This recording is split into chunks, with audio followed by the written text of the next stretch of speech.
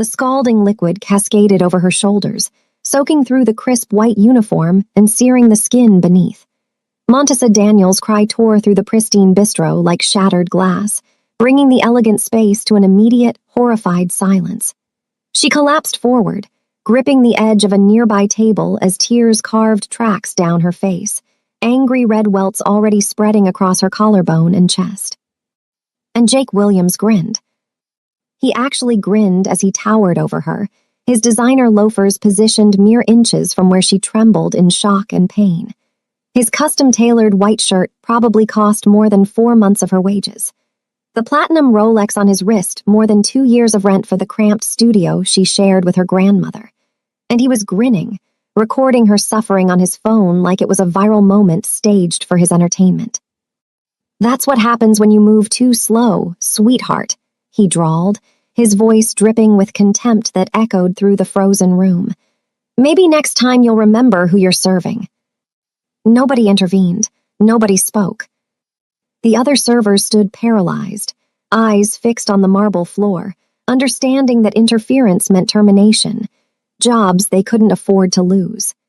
The affluent clientele suddenly became absorbed in their designer handbags or the abstract art on the walls, pretending they hadn't just witnessed assault in the middle of a Tuesday afternoon. In this exclusive establishment in the heart of the financial district, Jake Williams was untouchable aristocracy. The heir to the Williams tech empire, son of Silas Williams, a man whose vast fortune had long ago elevated him beyond such insignificant concerns as accountability or basic human compassion. But in the corner of the dining room, something changed. A Korean man in an immaculate charcoal three-piece suit slowly lowered his espresso cup. The action was measured, controlled, the gesture of someone who had spent years mastering every movement, every breath. Beside his polished Oxford shoes, a massive black and white pit bull mix rose to its feet without a sound, powerful muscles shifting beneath its striking coat. The dog issued no warning growl, no aggressive bark, but its intelligent eyes locked onto Jake Williams with the unwavering focus of a hunter marking prey. The man's expression remained perfectly composed as he observed the scene unfolding before him. His features betrayed nothing, but his eyes transformed. Something ancient and lethal ignited behind them.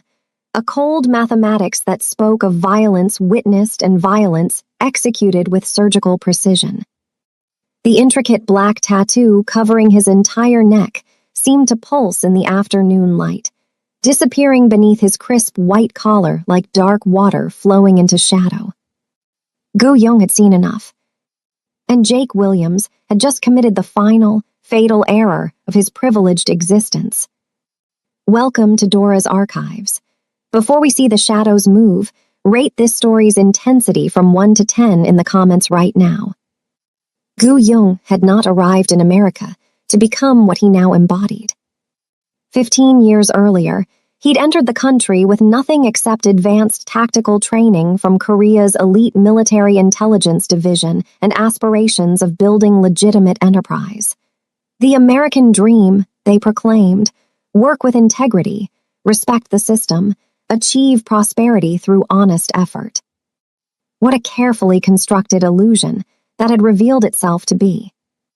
He'd learned rapidly that for immigrants like himself, the parameters were fundamentally different. The machinery had razor-sharp edges for those lacking political connections, generational wealth, the proper pedigree, or influential family networks. He'd adjusted, endured, then dominated in the spaces between worlds where official authority feared to tread.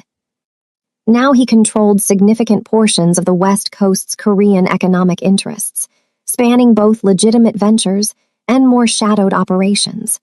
The Americans deployed sanitized terminology for his position, organized crime.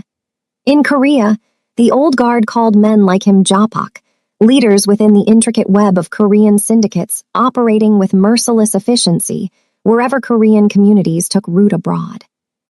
But Gu Young preferred simpler language, guardian. Because when institutions abandon people, as they inevitably did, Gu Young ensured equilibrium was restored. often through methods the failing system itself would never dare employ. His K-9 trained in Seoul's most demanding military canine program before being classified as unsuitable for standard deployment due to excessive protective instincts, had found purpose beside him. Gu Young recognized not aggression in the animal's bearing, but absolute loyalty. The dog understood what humans frequently failed to comprehend. True protection demanded the capacity for calibrated violence. As Gu Young rose, fastening his suit jacket with a single fluid motion, his mind was already cataloging the target before him.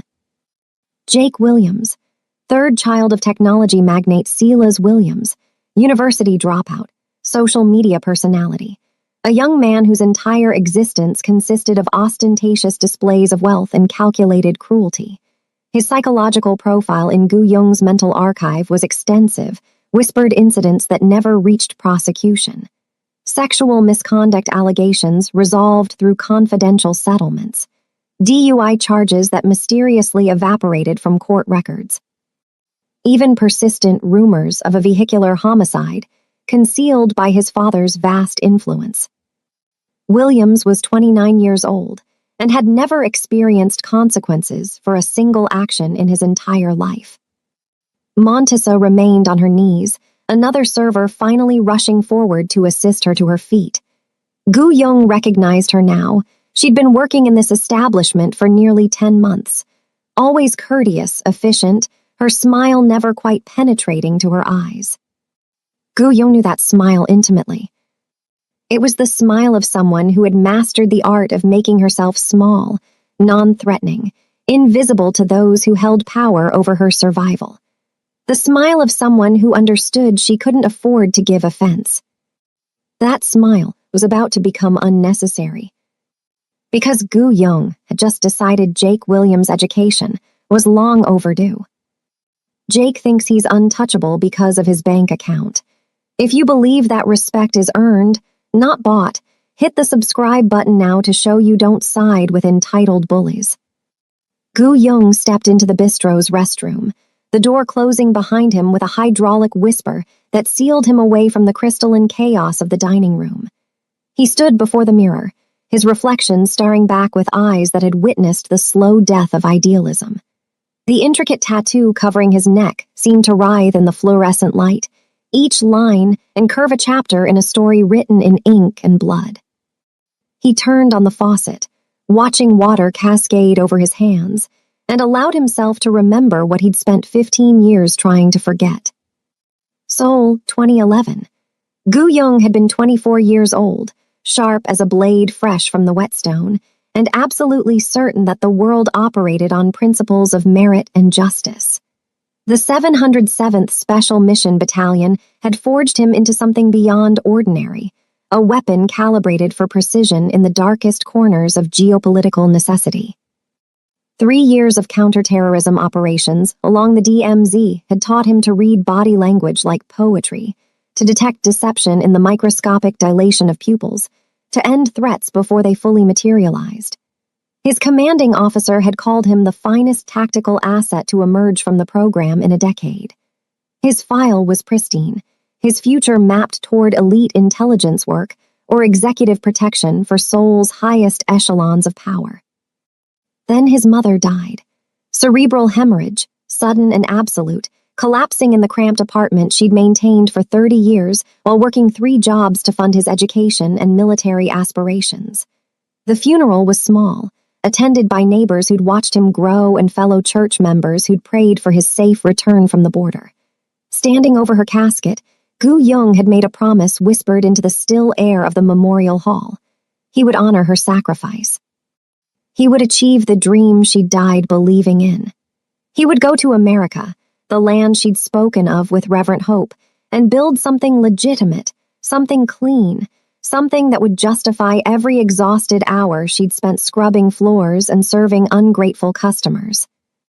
6 months later, he landed at Lax with a military duffel bag, $8,000 in savings, and documentation for a security services business he intended to build from nothing. The American dream, they called it. Work hard, respect the law, contribute to society. And prosperity would follow as naturally as sunrise. He'd believed it with the fervent conviction of someone who'd spent their entire life following rules and exceeding expectations. Reality had other lessons prepared. The security firm he attempted to establish met immediate resistance. Clients who'd been enthusiastic during initial consultations would ghost after learning his Korean name wasn't simply a marketing affiliation, but his actual identity. Contracts he'd been verbally promised would evaporate when he arrived for signings, replaced with apologetic explanations about budget restructuring or strategic pivots that somehow never affected the white-toned competitor down the street. Banks treated his business plans like poorly written fiction, loan officers barely concealing their skepticism that someone who looked like him could manage sophisticated security operations. His military credentials, so impressive in Korea, became suspect here. "How do we verify these commendations?" one banker had asked, her tone suggesting she suspected him of manufacturing an entire military career. The Korean community in Los Angeles was substantial but fragmented, divided between older immigrants who'd established themselves through decades of grinding labor and newer arrivals, still navigating the hostile terrain of American institutional racism. Gu Young found work where he could, deploying his tactical skills in ways that slowly eroded his initial optimism. He provided security for Korean business owners who paid in cash because banks wouldn't extend them credit. He recovered stolen property for families the police dismissed as low priority. He stood as silent intimidation during contract disputes, where Korean contractors were being cheated by developers who assumed language barriers meant legal immunity. The work was necessary. The work was ugly. And the work taught him what his mother's dreams had never encompassed, that America had two sets of rules, one inscribed in founding documents and legal codes, another unwritten but brutally enforced through institutional gatekeeping and casual prejudice. For people who looked like him, who spoke with accents no matter how many years they'd lived here, who carried names that human resources departments stumbled over, the American dream wasn't a promise but a con game where the house always won. 3 years into his American education, Gu Young was approached by an older Korean man named T-Sung, who operated what appeared to be a legitimate import-export business in Koreatown. T-Sung had heard about Gu Young's military background, his tactical proficiency, his growing reputation as someone who could solve problems that existed in the space between legal recourse and vigilante justice. Over soju in a private room at a traditional restaurant, T-Sung had laid out a different kind of proposition. The Korean community needed protection that American institutions would never provide.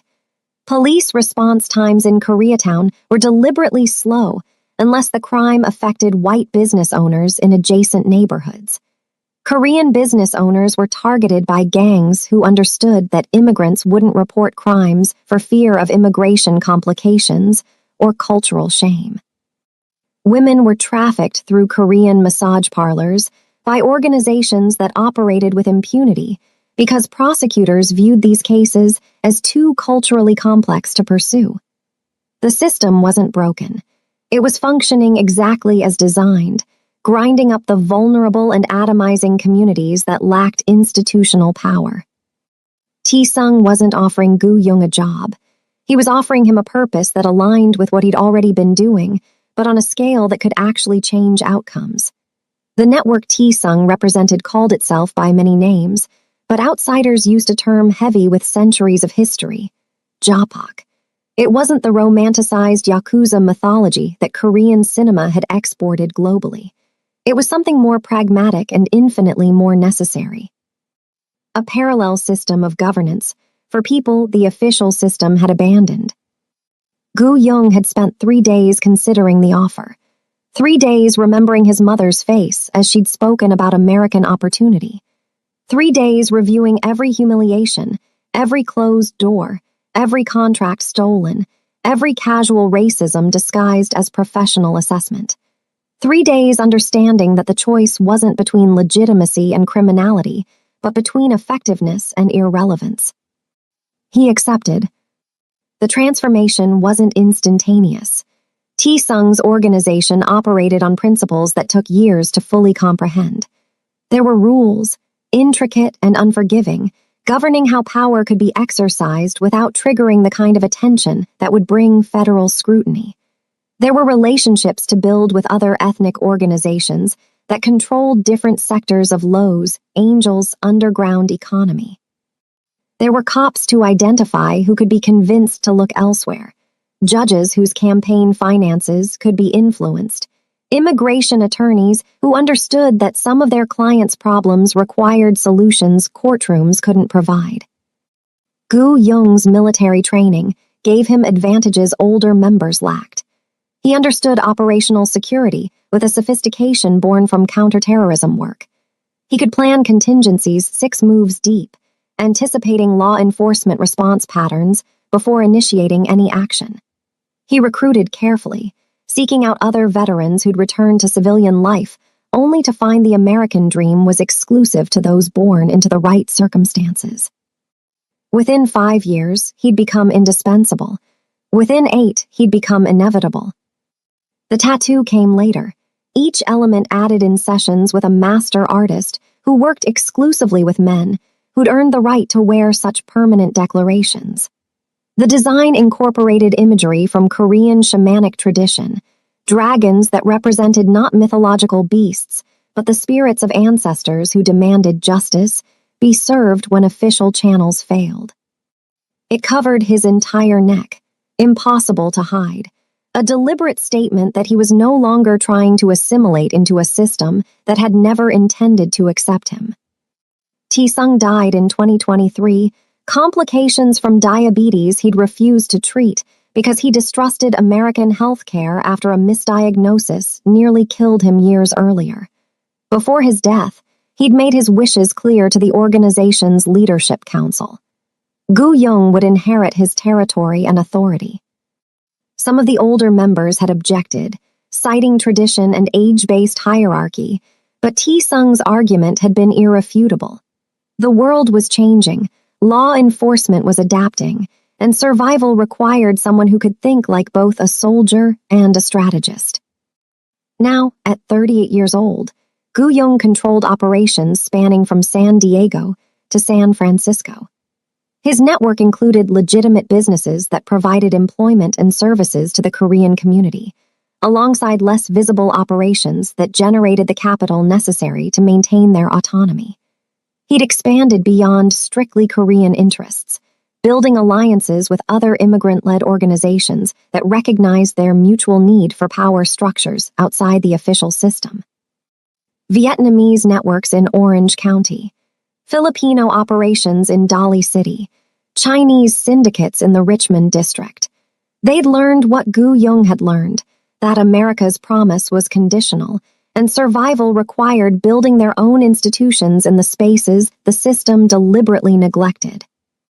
The operation was sophisticated now, money laundering through legitimate businesses, political influence purchased through carefully structured campaign contributions, legal representation that could navigate both American jurisprudence and the unwritten codes that governed their parallel economy.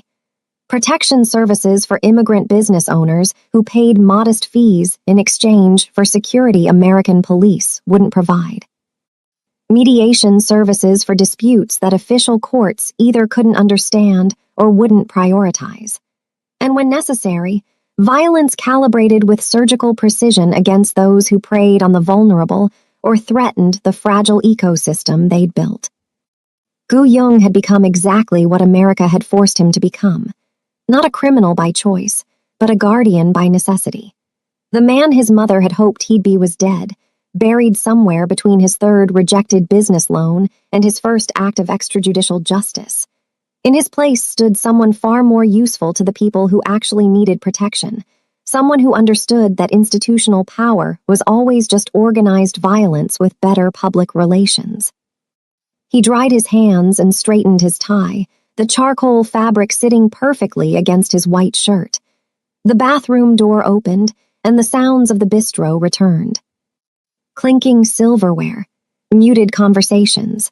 The barely audible whimper of a woman still processing the burns covering her chest and shoulders. Somewhere in that dining room, Jake Williams was probably already posting about the incident on social media, framing his assault as justified response to incompetent service. Gu Young checked his phone. One of his men had already pulled Jake's complete digital history. Social media posts showcasing wealth and contempt. Police reports that had been mysteriously expunged. Witness statements that had been buried under legal fees most victims couldn't afford. A pattern so consistent it read like a blueprint for consequences that had never arrived. The American dream had been a beautiful lie, carefully constructed to keep people like his mother working themselves to death, while people like Jake Williams never faced accountability for anything. But Gu Young had learned to navigate the truth beneath the lie. He'd built power in the shadows because the light was controlled by people who'd never let him in. He'd become what the system refused to acknowledge, necessary, effective, and completely beyond its authority. He pocketed his phone and walked back toward the dining room, each step measured and purposeful. The K9 would be waiting, patient and ready, understanding without words what was about to unfold. Jake Williams had assaulted someone under Gu Young's protection, in a territory Gu Young controlled, in a system where official justice would never arrive. The American dream was dead. But Gu Young's version of justice was very much alive, and it was about to teach the Williams family what accountability looked like when it came from the shadows they'd spent generations ignoring. 2,000 words exactly, and Jake Williams's education was about to begin. The burn unit at St. Catherine's Medical Center existed in a permanent state of hushed urgency.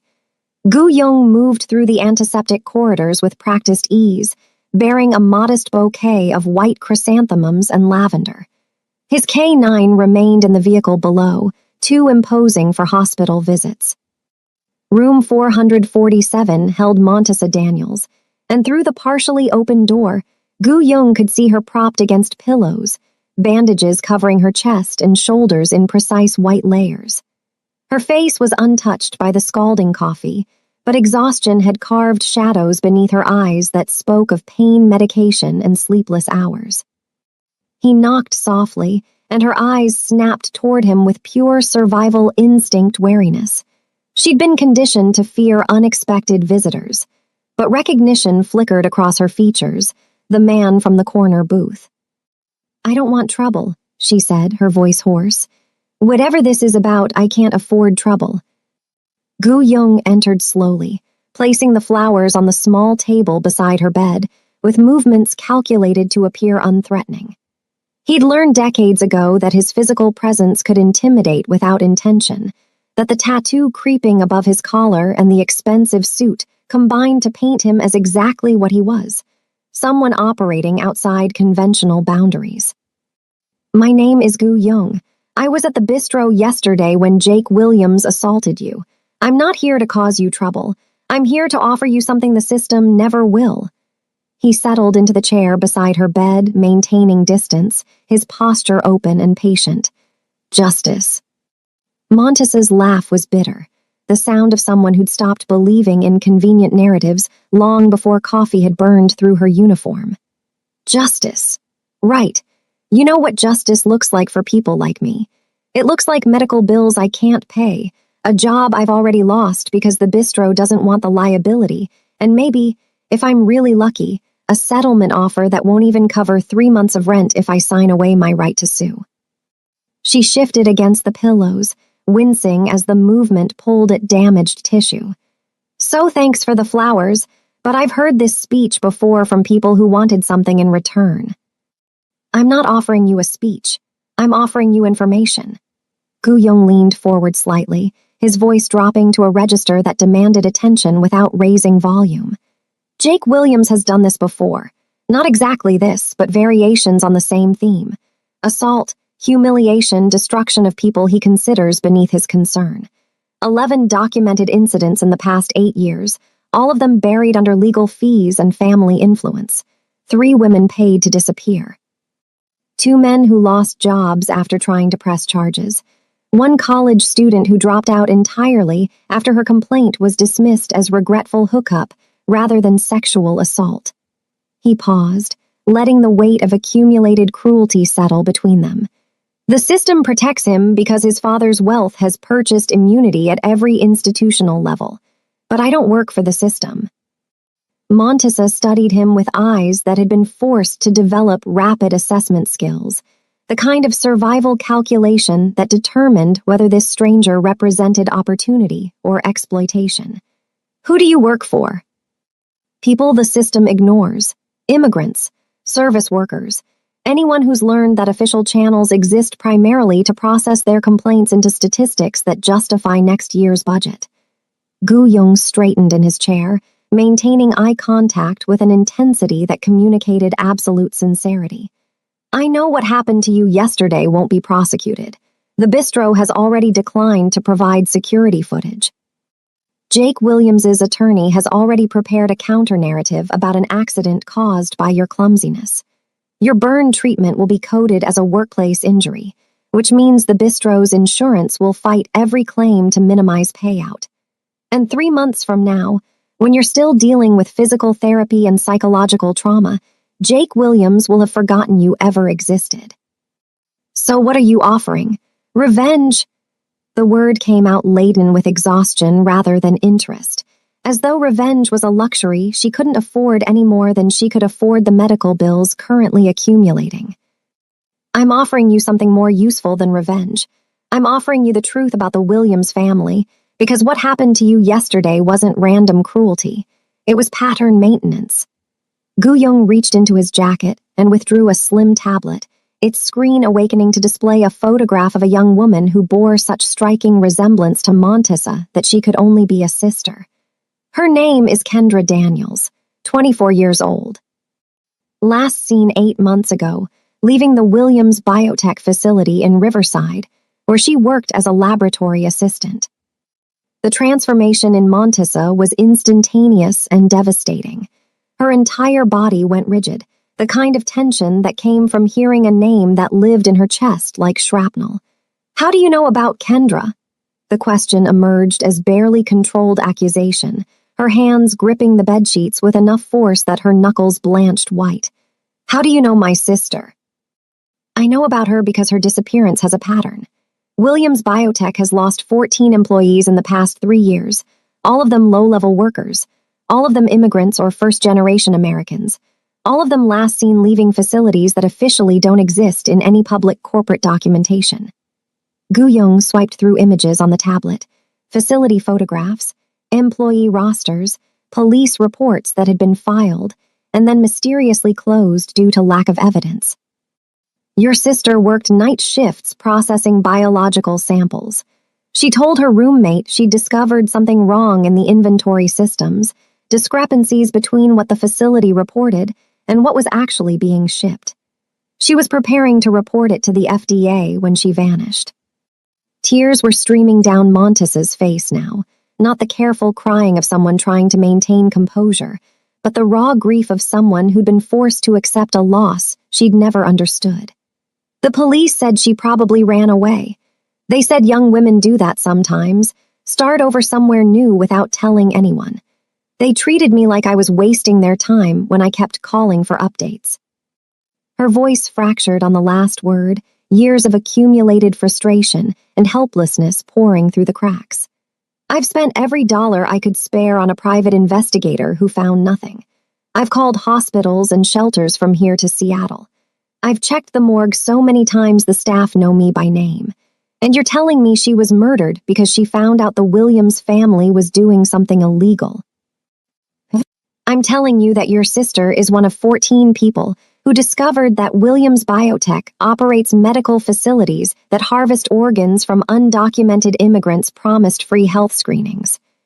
Gu Yung's voice remained level, clinical, because emotions would dilute the horror of what he was revealing. Immigrants are recruited through community health fairs, transported to unregistered facilities, sedated, and their organs sold through dark web auctions to wealthy patients who won't wait for legitimate transplants. Montesa's breathing had become shallow, rapid, the physiological response to information so monstrous it seemed to defy reality. You're telling me Jake Williams's father is running an organ harvesting operation, and my sister found out and they killed her. I'm telling you that Silas Williams has spent 40 years building a corporate empire that appears legitimate while conducting operations entirely outside legal oversight. Organ harvesting is one revenue stream among others: human trafficking, corporate espionage, real estate fraud that displaces immigrant communities.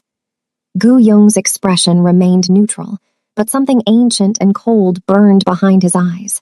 Your sister wasn't killed because she was a threat.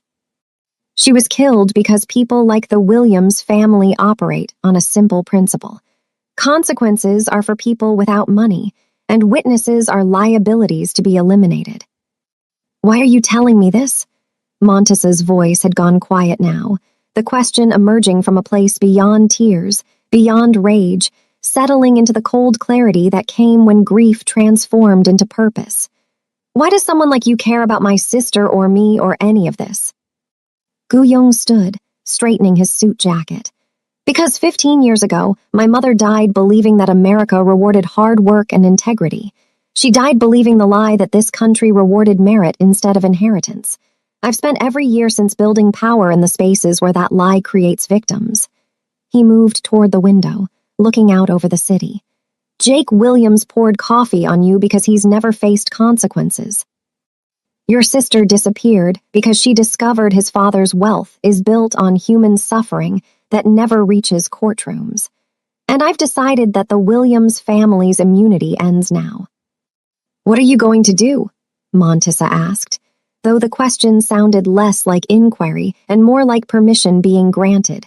A woman who'd spent months drowning in unanswered questions suddenly offered the possibility of terrible answers. I'm going to do what the system can't and won't. I'm going to expose every illegal operation the Williams family runs. I'm going to strip away their digital security and financial protections. I'm going to force Jake Williams to choose between his father and his own survival. And I'm going to make sure that your sister's death, and the deaths of 13 other people whose names no one remembers, are answered with something resembling justice. He turned back from the window, his gaze meeting hers with an intensity that communicated absolute commitment. But I need something from you first. I need you to trust me when every instinct you have probably says that people like me are as dangerous as people like them. Montesa was quiet for a long moment, her fingers absently tracing the edges of bandages that represented her newest lesson about how the world actually worked. When she finally spoke, her voice carried the weight of someone who just realized that surviving wasn't the same as living, and that sometimes justice required walking paths that official maps refuse to acknowledge. Tell me what you need. Gu Yong smiled, the expression containing no warmth but considerable satisfaction. I need you to do exactly what you've been doing. Heal. Survive. Let the bistro and Jake Williams believe you're too frightened and too poor to do anything except whatever settlement keeps you quiet. He placed a card on the bedside table, pristine white with nothing but a phone number embossed in black. When you're released from the hospital, call this number. I'll ensure you have housing and income while you recover. I'll also ensure that, when the Williams empire collapses, you're positioned to help build something better from the ruins. And my sister. If Kendra is alive, I'll find her. If she's not, I'll make sure the people responsible understand exactly what they've taken from the world. He moved toward the door, pausing at the threshold. Jake Williams thinks he burned a waitress. He has no idea he ignited something that's going to consume his entire family. The hospital corridor swallowed him as he departed, leaving Montesa Daniels alone with bandages and revelation, with grief that finally had direction. In the parking structure below, the K-9 lifted its head as Gu Yong approached, sensing the shift from reconnaissance to operational planning. Gu Yong settled into the driver's seat, his phone already pulling up files on Williams biotech facilities, shipping manifests, financial transfers. Somewhere in the Riverside facility, evidence existed that would connect Silas Williams directly to 14 murders. The American dream had stolen his mother, stolen Kendra Daniels, stolen countless others whose names existed only in databases no one with power bothered reviewing. But the nightmare that dream created had overlooked one crucial detail. It had created Gu Young, and now he was coming for everything they'd built on bones they thought no one would count. Jake Williams woke at 2:47 a.m. to his phone vibrating insistently against the marble nightstand. The penthouse bedroom existed in engineered darkness, blackout curtains blocking the skyline, climate control maintaining precisely 68 degrees. Everything calibrated to insulate him from chaos. He reached for the phone without fully opening his eyes, expecting the usual notifications: Instagram, promotional emails, messages from forgettable women.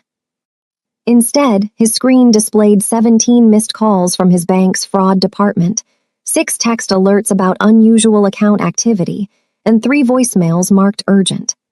Jake sat up, suddenly awake in the way that fear operates faster than consciousness, some primitive part of his brain recognizing that predators hunt at night and safety is always provisional. The first voicemail was a woman's voice, professional but strained with the kind of concern that suggested she'd been instructed to treat him carefully despite the circumstances.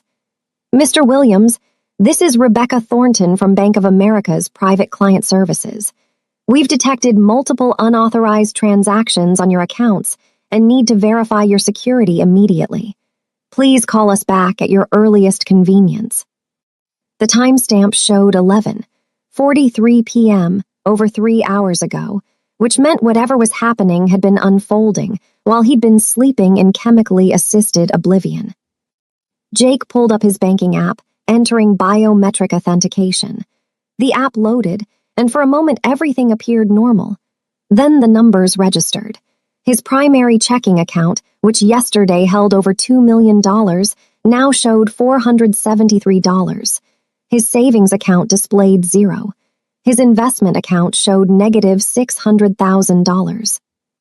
He refreshed. The numbers remained. The verification questions that followed were impossible. His first pet's name, childhood addresses, his grandmother's maiden name. He'd never known these answers. After 3 failed attempts, the system suspended his access pending in-person verification. Jake threw the phone across the room, watching it bounce off the wall and land on carpet thick enough to absorb the impact without damage. His heart was hammering now, adrenaline converting confusion into rage, because rage was easier to process than the alternative emotions scratching at his consciousness: fear. He grabbed his laptop from the desk, opening it to find his email account already displayed, though he was certain he'd closed it before going to sleep. The inbox contained one new message, sent from his own email addressed to his own email address at 2:33 a.m.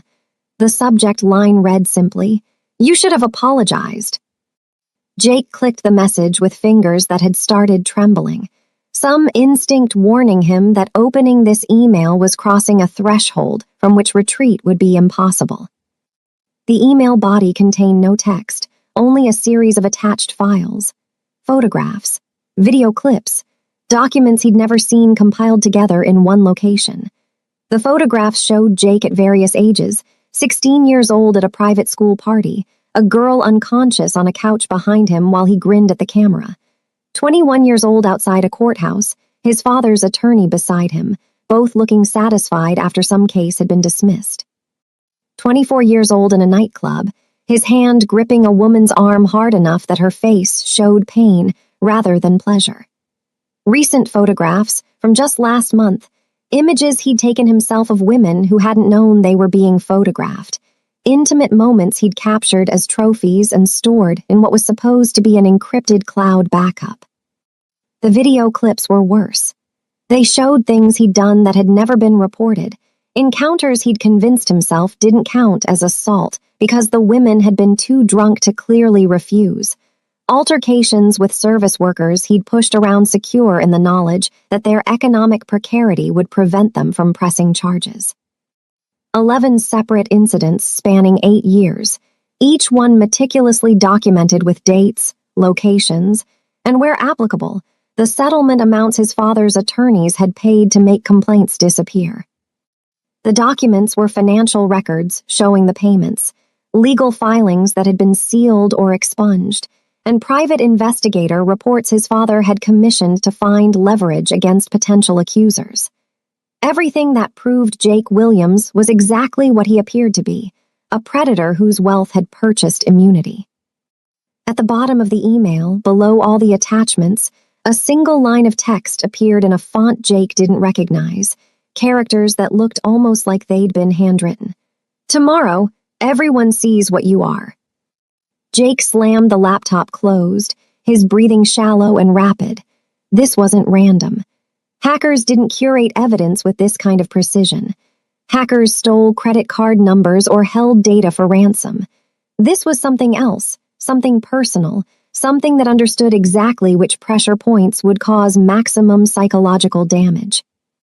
He needed to call his father, needed to activate the crisis management protocols that Silas Williams maintained for exactly these situations. But when Jake tried to dial, his phone displayed a message indicating his cellular service had been suspended due to non-payment. His internet connection, routed through the building's dedicated fiber optic line that cost more per month than most people's rent, showed no available networks. Jake was alone in his penthouse, cut off from communication, watching his entire digital existence being systematically dismantled by someone who moved through security systems like smoke through cracks.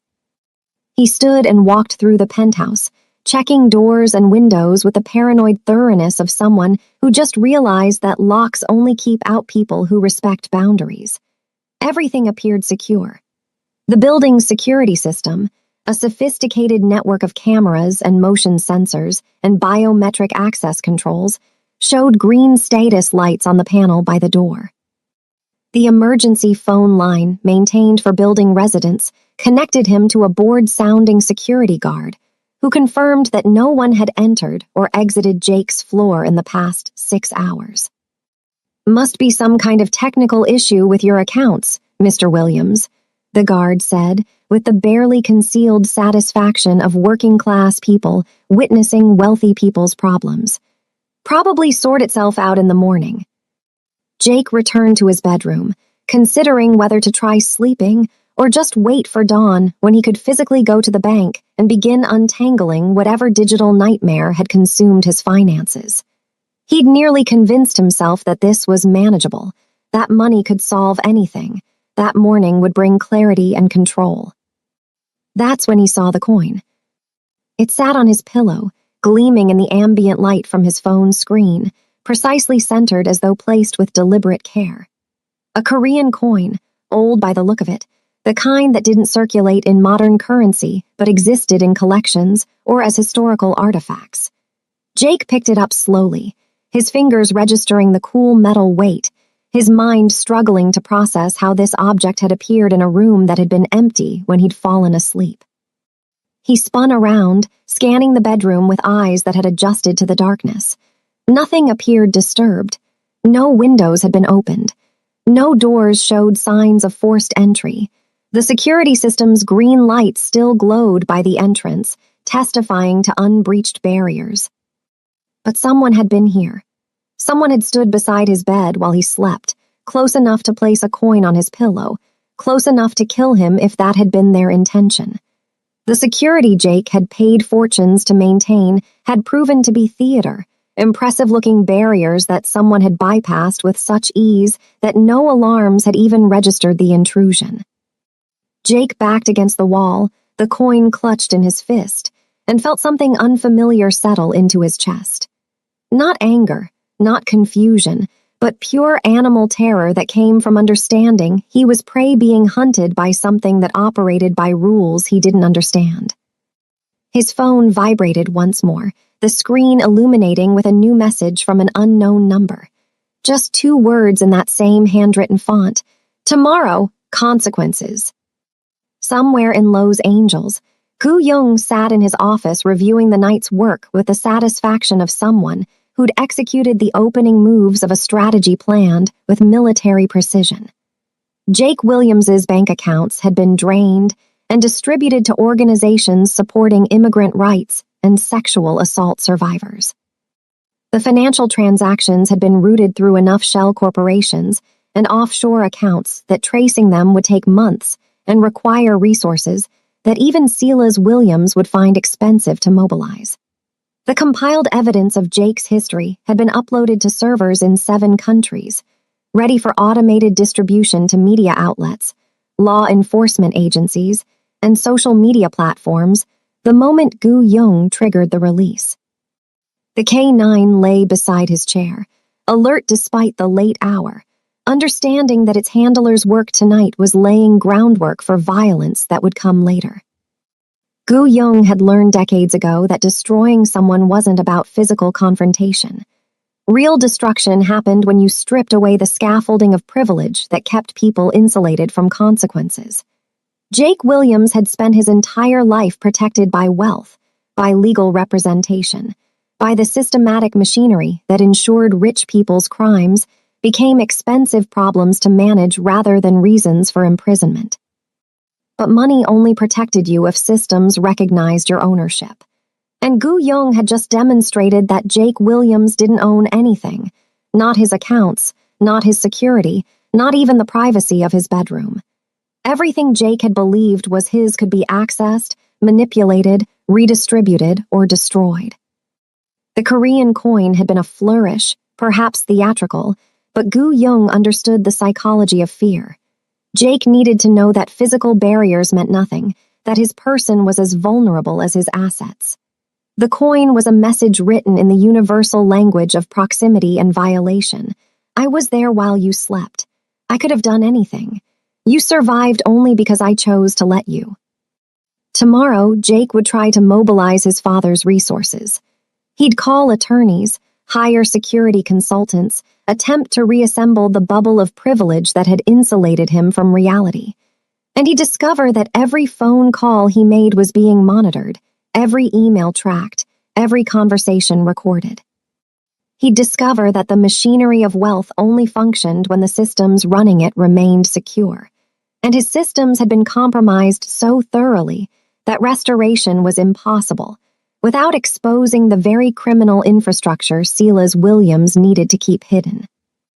Gu Young finished his tea and stood, the K9 rising fluidly beside him. Tomorrow would begin Jake Williams's education in accountability. Tonight had simply been the introduction, the moment when a spoiled child learned that the world contained people his father's money couldn't buy, couldn't intimidate, couldn't make disappear. And somewhere in that education, Jake would be forced to choose between betraying his father or accepting destruction. Either outcome served Gu Young's purposes. Either outcome represented justice for Montesa Daniels, for Kendra Daniels, for 14 other people whose names had been erased from official memory, but who lived now in Gu Young's mission. The American dream had promised that hard work would be rewarded. It had lied. But Gu Young's version of American justice promised something more reliable, that actions would have consequences, that privilege was temporary, that predators would eventually meet their apex predator. And Jake Williams had just woken to find himself being hunted. The coffee shop occupied a corner in Silver Lake that catered to freelance writers and graduate students. Gu Young sat in the back corner nursing an Americano, his charcoal suit conspicuous among the deliberately casual patrons. The K9 waited outside, too memorable for a meeting that needed to appear coincidental. Rachel Okonkwo arrived precisely on time. She was in her early 40s, moving with efficient purpose. 15 years at the Lowe's Angels Times covering corporate malfeasance, 3 years freelancing, 2 Polk Awards for stories that resulted in indictments, a reputation for protecting sources with stubbornness that had once resulted in contempt charges she'd served rather than compromise. She spotted Gu Young immediately, her eyes registering the calculated contradiction of his appearance. Expensive suit in a cheap coffee shop, Asian man alone in a predominantly white neighborhood, the particular stillness that marked people comfortable with violence. She approached his table without hesitation, sliding into the chair across from him with the confidence of someone who'd interviewed cartel members and survived. "You're not what I expected," Rachel said, her voice carrying the particular cadence of someone born in Lagos who'd spent decades in Los Angeles, two accents layered into something distinctly her own. "Your message said you had information about the Williams family. Usually people with that kind of information are former employees looking for revenge or activists looking for a platform. You look like someone who could buy the building we're sitting in." Gu Young appreciated directness. It saved time that would otherwise be wasted on social choreography. "I'm someone who understands that certain types of justice require institutional channels to be effective. What I have is evidence. What you have is the ability to transform evidence into accountability." He withdrew a small leather case from his jacket pocket, placing it on the table between them. Inside were 3 encrypted USB drives, each one color-coded, red, blue, black. These contain financial records, communications, and witness testimony, documenting 40 years of criminal activity by Silas Williams and his various corporate entities. Rachel didn't immediately reach for the drives. Her eyes remained fixed on Gu Young's face, reading him the way good journalists learn to read sources, trying to determine motivation and credibility before touching evidence that might be poisoned with fabrication or agenda. "Why me? If you have evidence of criminal activity, why not go to the FBI or the SEC?" "Because federal agencies have been receiving reports about Williams' operations for decades, opening investigations that mysteriously stall." Gu Young's voice carried weight. "Silas Williams has spent 40 years building relationships with people who control institutional oversight. Campaign contributions, consulting contracts, board positions. He doesn't break the system, he incorporates himself into it." Rachel leaned back, processing with practiced skepticism. "You're telling me evidence doesn't matter." "I'm telling you institutional corruption doesn't require conspiracy when incentives align properly. Williams doesn't bribe judges. His foundation funds judicial programs. He doesn't pay off police. His security company provides training contracts. He doesn't buy prosecutors. He donates to their campaigns." Gu Young tapped the leather case. "The red drive contains tax documents showing Williams corporations avoided $2.3 billion in federal taxes through offshore structures. The blue drive contains communications showing foreign bribes, violating the Foreign Corrupt Practices Act. The black drive contains something worse." "How much worse?" "Documentation of a human trafficking and organ harvesting operation, with at least 47 victims in 4 years. The coffee shop noise receded. Rachel's face went still. "Silas Williams is running an organ harvesting ring. Williams Biotech operates medical facilities advertising free health screenings to undocumented immigrants, then harvests their organs for dark web auctions. The facilities exist outside regulatory oversight. The victims are selected because their immigration status makes them unlikely to report." Gu Young remained clinically detached. "The black drive contains facility locations, financial ledgers, communications, and testimony from 2 former employees." Rachel was quiet for a long moment, her fingers drumming against the table in a rhythm that suggested internal debate between journalistic instinct and self-preservation. "If what you're saying is true, this isn't just a story. This is evidence of capital crimes. Publishing this without law enforcement involvement could compromise prosecutions. Law enforcement isn't going to prosecute Silas Williams based on evidence they receive through normal channels. They've been receiving evidence for years. What changes outcomes isn't more evidence. It's public attention that makes institutional capture unsustainable." Gu Young leaned forward slightly, his voice dropping to a register that demanded focus. "You published the tax evasion story first. It's the least controversial, hardest to dismiss as conspiracy theory or fabrication. You established that Williams has been systematically defrauding the government in ways that are technically complex but fundamentally straightforward. That generates attention. Then you publish the foreign bribery story, which builds on the tax evasion by showing that the offshore structures weren't just tax avoidance, but mechanisms for illegal payments. That generates outrage. And then, When Williams is already under scrutiny and defending multiple fronts, you publish the organ harvesting story. At that point, institutional resistance to investigating him becomes politically impossible. Rachel picked up one of the drives, turning it over in her fingers like she was weighing more than its physical mass. You've thought this through with remarkable precision. That level of strategic planning suggests significant resources and motivation. Who are you really? I'm someone who watched the American legal system fail repeatedly to hold powerful people accountable. I'm someone who learned that justice in this country isn't blind, it's selectively myopic. And I'm someone who has decided that Silas Williams has operated with impunity for long enough. Gu-young stood, preparing to leave before the conversation extended beyond what operational security allowed. Those drives are encrypted with keys that will be sent to you separately. You'll want to verify everything independently, which is why I've included source documents rather than summaries.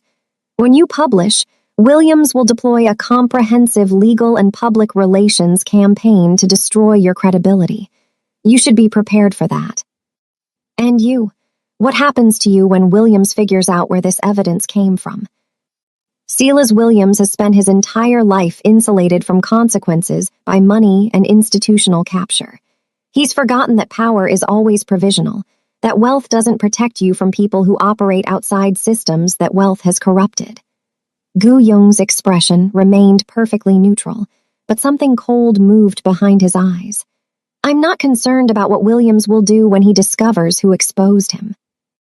I'm more interested in what he'll do when he realizes that everything he built can be dismantled by someone who understands his infrastructure better than he does. Rachel stood as well, pocketing the drives with a decisive motion that suggested she'd made her commitment despite the obvious personal risk. I'll need time to verify everything. If this is legitimate, we're talking about months of work before publication. You have 3 weeks. After that, the window closes and other methods become necessary. Gu-young buttoned his suit jacket with practiced efficiency. Williams has a scheduled appearance at a tech industry conference in San Francisco exactly 23 days from now. Your first story should publish the morning of that appearance. The contrast between his public persona and documented criminal activity will be too cinematically perfect for other media to ignore. You're orchestrating this like a military campaign.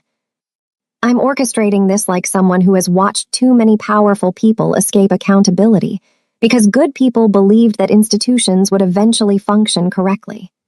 Gu-young moved toward the exit, pausing briefly before leaving. Silas Williams buys judges and police to hide his crimes. He stayed in power because people assume that someone else will stop him, that some institution will finally take action. Your story gives those institutions permission to act by making an action more expensive than enforcement. That's not journalism as neutral observer. That's journalism as catalyst for justice that official channels have refused to deliver. He left Rachel sitting alone with 3 encrypted drives and the particular burden that came with possessing information that would either destroy a billionaire or destroy her career. Outside, the K-9 lifted its head as Gu-young approached the vehicle, sensing satisfaction in its handler's demeanor. The drives Rachel now possessed represented 18 months of intelligence gathering, bribing insiders, hacking corporate servers, and compiling evidence that prosecutors should have collected years ago if they'd been interested in justice over career preservation. Every document had been verified through multiple sources. Every financial record had been cross-referenced against other databases. Every witness statement had been recorded with sufficient detail to survive legal challenge. The work was professional, comprehensive, and absolutely devastating to anyone who bothered reading it honestly. Gu-young had learned early in his military career that defeating enemies required understanding their defensive positions better than they understood them themselves. Silas Williams had built his empire assuming that wealth was sufficient armor, that legal representation and political connections could neutralize any threat. He'd never planned for someone who didn't want his money, didn't care about social status, and possessed both the technical capability and moral clarity to dismantle his protections systematically. The tax evasion story would damage Williams's reputation among the political class that had protected him. The foreign bribery story would trigger federal investigations that couldn't be easily dismissed. But the organ harvesting story would do something more important. It would transform Silas Williams from a complicated businessman into a monster in the public imagination. And monsters didn't get judicial protection or political cover. Monsters got prosecuted as public examples of system function regardless of their wealth. Gu Yung started the vehicle, the K9 settling beside him with the patient readiness of an animal that understood hunting, required both explosive action and extended patience. Rachel Okonkwo would verify the evidence, write her stories with meticulous sourcing, and publish them in outlets that still valued investigative journalism enough to survive the inevitable legal assault.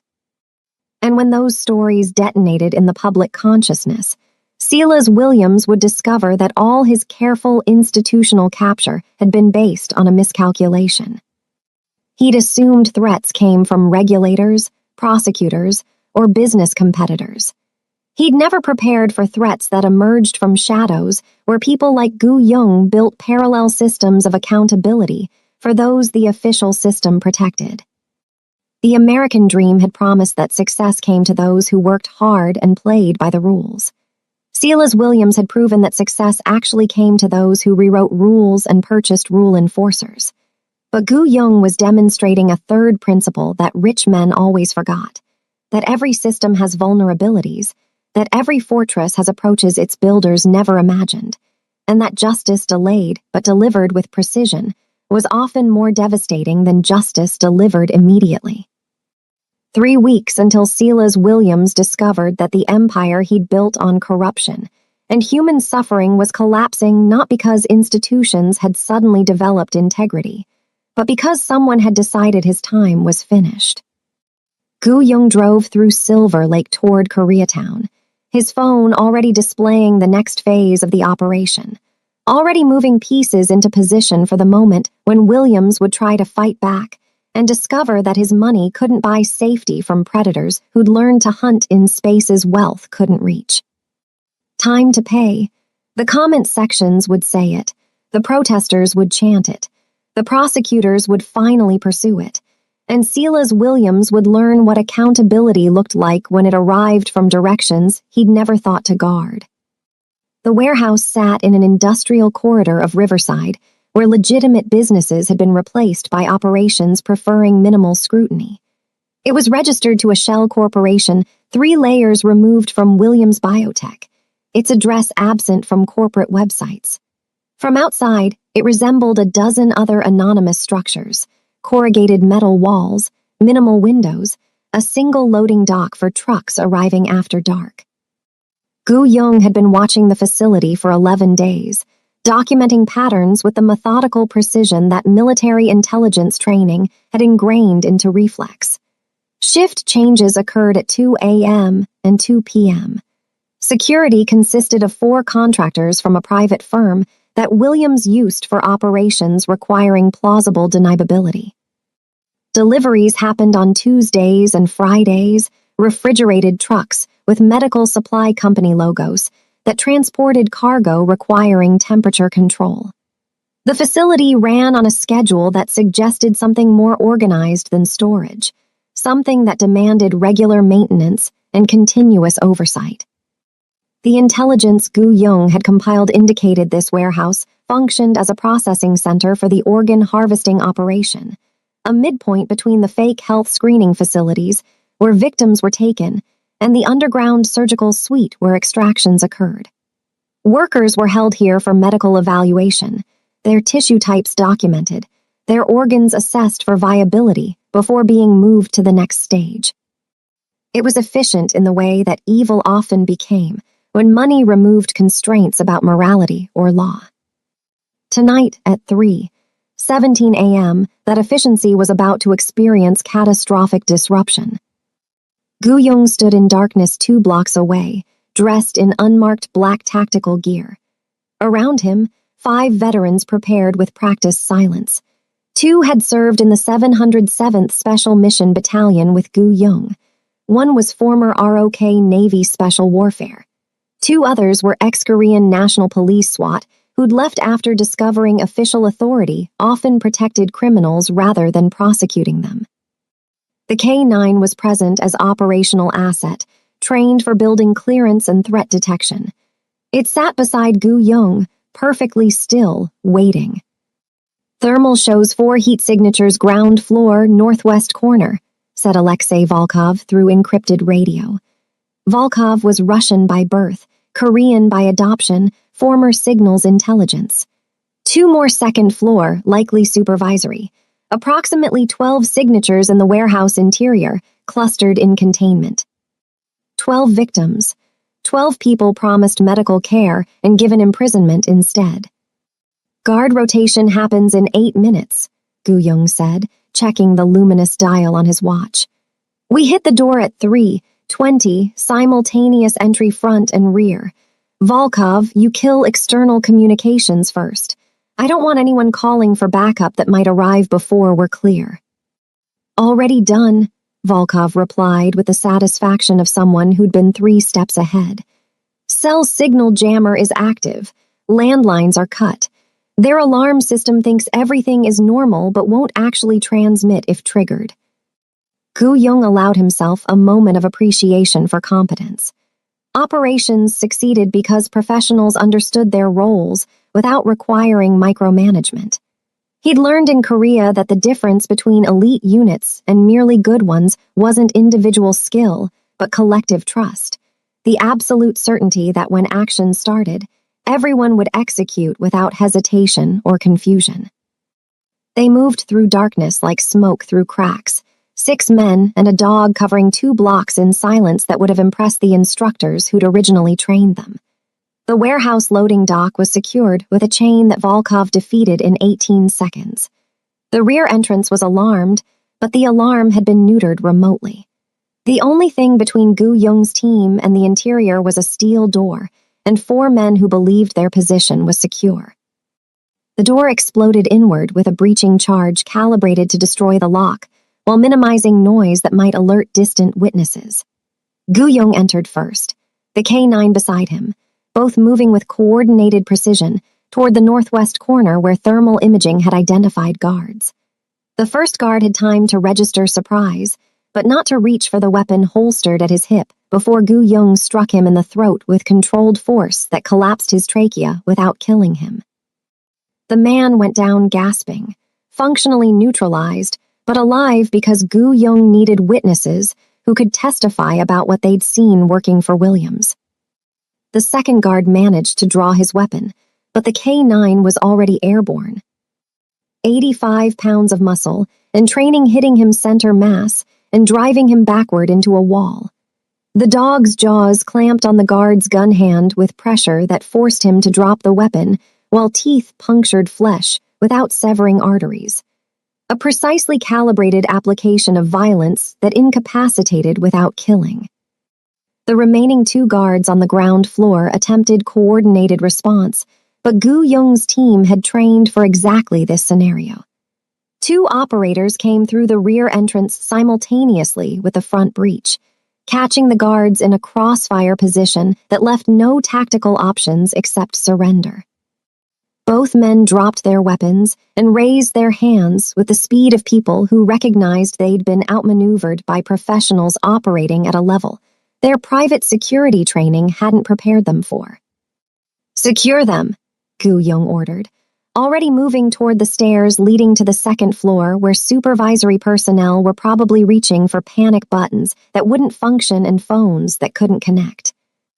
The second floor was configured as office space attempting to appear legitimate, desks with computers and filing cabinets that might have belonged to any small business if you ignored the medical equipment visible through the internal window overlooking the warehouse floor. 2 men were present, one reaching for a gun in a desk drawer, the other frozen in the particular paralysis that came from recognizing one's own mortality in someone else's eyes. Gu Young shot the first man in the shoulder with a suppressed pistol, the subsonic round designed to incapacitate rather than kill. The man collapsed screaming, which solved the question of whether the second man would resist. He raised his hands immediately, his face draining of color as Gu Yong approached with the casual confidence of someone who'd conducted room clearances in actual combat, rather than training scenarios. "Face down, hands behind your back," Gu Yong commanded, and the man complied with the desperate speed of someone hoping that obedience might purchase survival. Securing the supervisors took 90 seconds. By the time Gu Yong returned to the ground floor, his team had already moved to the containment area where thermal imaging had identified 12 heat signatures. The door was secured with an electronic lock that Volkov defeated, while 2 operators covered him with weapons ready for whatever they might find inside. What they found was horror sanitized by fluorescent lighting and medical efficiency. 12 people sat on cots arranged in neat rows, hospital gowns replacing whatever clothing they'd arrived in, IV lines running from their arms to bags hanging from portable stands. They ranged in age from early 20s to mid-40s, their faces showing the particular exhaustion that came from terror sustained over days or weeks. Most were Latino, a few were Asian, one appeared to be Middle Eastern. All of them shared the same expression when Gu Yong's team entered. The desperate hope that rescue had arrived combined with the learned fear that hope often preceded worse suffering. "We're not here to hurt you," Gu Yong said in English, then repeated it in Spanish with the basic fluency that operational necessity had required him to develop. "We're taking you out of here. Medical personnel are waiting outside to check you over and remove those IVs safely. You're going to be okay." One woman, perhaps 30 years old with a scar running along her jawline, spoke in heavily accented English. "They said we were getting health screening, free medical care. They said we needed to stay for observation, but then they locked the doors and took our phones and told us we were being held until testing was complete." Her voice broke on the last words, months of controlled fear finally finding release. "Are we really free?" "You're really free," Gu Yong confirmed, and signaled for 2 of his operators to begin the careful process of disconnecting IV lines and helping people who'd been sedentary for days to stand and move toward the exit. The extraction took 14 minutes. Each rescued worker carefully guided out the loading dock and into vehicles that would transport them to a medical facility Gu Yong controlled. Staffed by doctors who understood that some patients arrived with complicated immigration statuses and trauma that official hospitals would be obligated to report.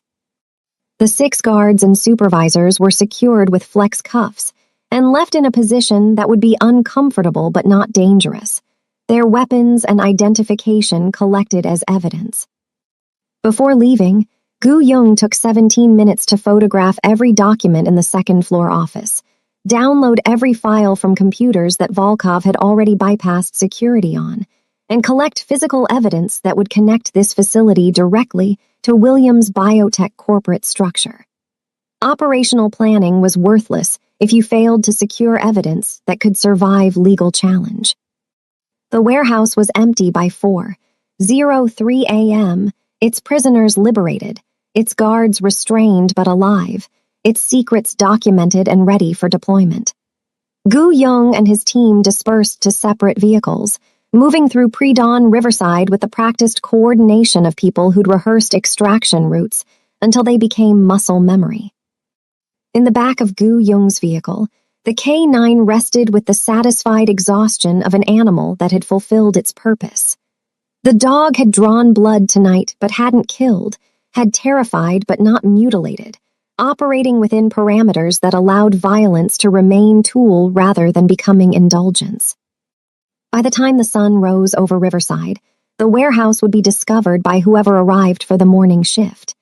They'd find guards secured and furious, prisoners vanished, evidence conspicuously absent from locations where it should have been. They'd call their supervisors who would call their supervisors who would eventually inform someone in the Williams corporate hierarchy that an operation that officially didn't exist had been comprehensively breached.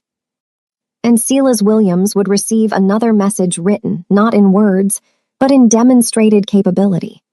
That his empire had vulnerabilities he'd never secured, that his operations could be penetrated and dismantled by people who possessed skills his security contractors had never encountered, that the money he'd spent on protection had purchased an illusion that was dissolving rapidly. Gu Yung drove through empty streets toward Koreatown as dawn began painting the sky in shades that suggested new beginnings. 12 people who'd been processed as inventory in a criminal enterprise were now receiving medical care and would eventually receive documentation that might allow them to testify if prosecutors ever developed sufficient courage to charge Silas Williams with crimes his lawyers claimed were impossible to prove. The American system had failed these 12 people, had processed them through a machinery that treated their immigrant status as permission for exploitation. But Gu Yung had demonstrated that parallel systems of justice existed for people whom official channels abandoned. Not perfect justice, not clean justice, but justice delivered with precision by people who understood that sometimes protecting the vulnerable required becoming more dangerous than their predators. The raid was complete. The evidence was secured. The next phase could begin. And somewhere in his mansion, insulated by wealth and security theater, Silas Williams was about to learn that money couldn't purchase safety from people who'd spent decades learning to hunt in shadows where his influence couldn't reach. The office building in Koreatown maintained a legitimate facade. Ground floor retail catered to the community, bubble tea, cosmetics, fried chicken. Upper floors housed businesses ranging from accounting to import-export. Gu Yong's office occupied the entire fourth floor, accessed by an elevator requiring security clearance and a stairwell monitored by cameras. The office itself projected power through minimalism. A desk of dark wood, chairs for brief conversations, bulletproof windows overlooking the street, Korean landscape art on walls, everything calculated to project competence without vulnerability. Tonight, at 11:47 p.m., the office was dark except for ambient light from the city filtering through those bulletproof windows. Gu Yung sat in a chair positioned 15 feet back from his desk, invisible to anyone entering through the main door, his breathing controlled to near silence. The K-9 rested at his feet, equally still, trained to remain motionless until commanded otherwise. They'd been waiting for 43 minutes, patience rewarded by the soft mechanical click of someone bypassing the elevator security with equipment sophisticated enough to defeat commercial-grade systems. The elevator doors opened. 4 men emerged, moving with professional coordination. They wore dark clothing, carried suppressed pistols, communicated through hand signals indicating military training. Mercenaries whose backgrounds included special operations before discovering civilian employment offered better compensation. They entered with textbook discipline, the first clearing corners while the second covered, third and fourth establishing overlapping fields of fire. Their movements were fluid, practiced, instinctive.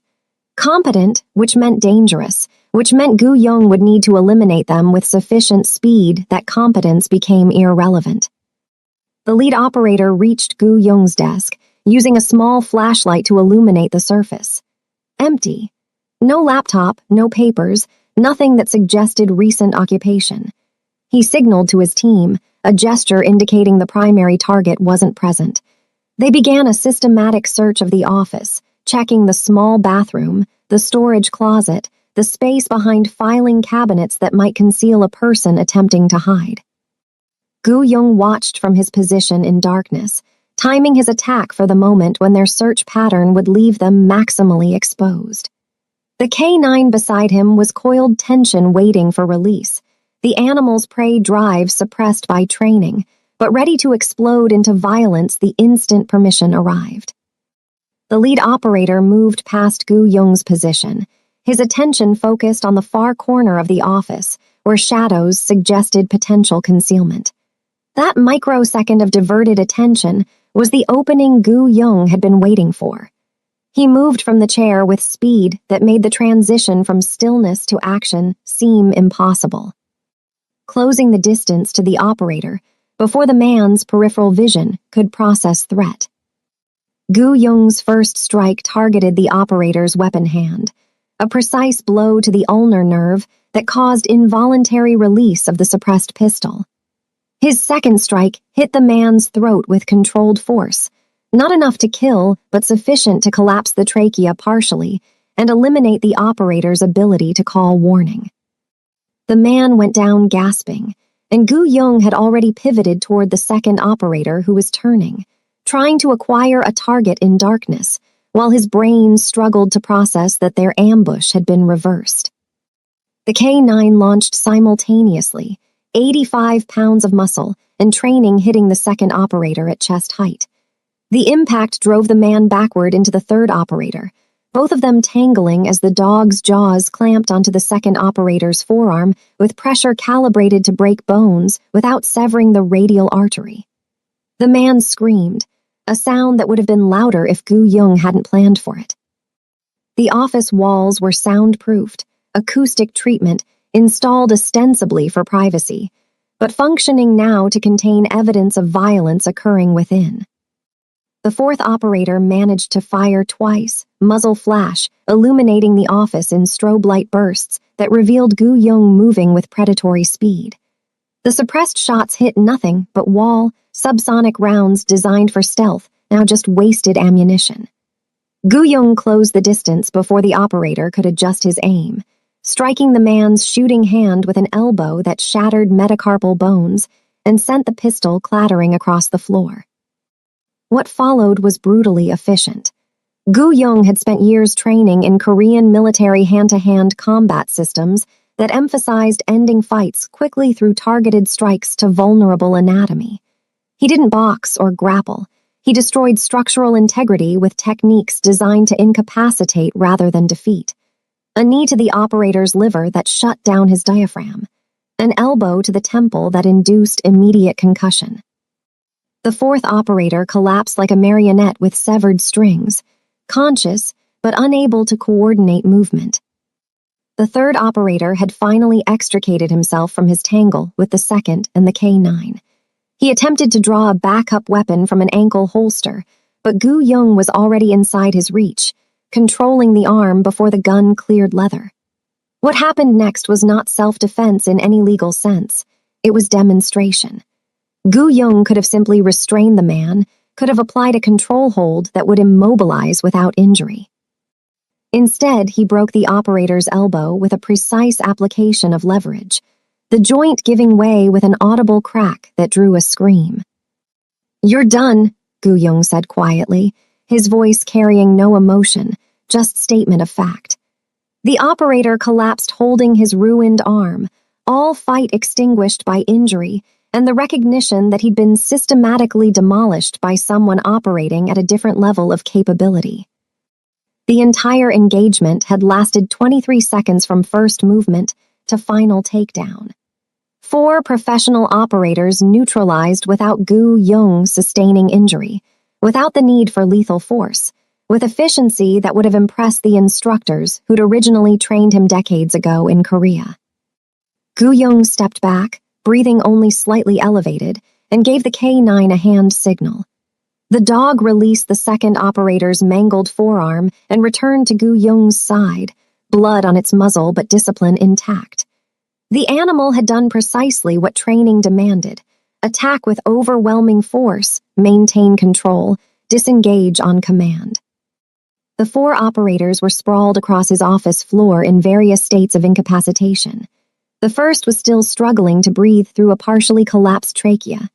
The second was clutching his shattered forearm while trying not to move in ways that would aggravate what were probably multiple fractures. The third was curled around his broken elbow, shock and pain competing for dominance. The fourth was conscious, but concussed, eyes unfocused, and tracking slowly like someone trying to remember where they were. Gu Yong walked to his desk and activated a lamp, flooding the office with light. He studied the operators with clinical detachment. Their weapons were high-end but commercially available. Their tactical gear professional but unmarked. Everything screamed private military contractors hired for what they'd been told would be straightforward. You were sent by Silas Williams, Gu Young said, statement of fact. You were told I'm a gangster who needed elimination. You were paid well. The lead operator produced a wheezing sound through his collapsed trachea. Here's what happens, Gu Young continued, calm and conversational. I'm calling medical personnel who will treat your injuries without questions. You'll be transported to a private clinic.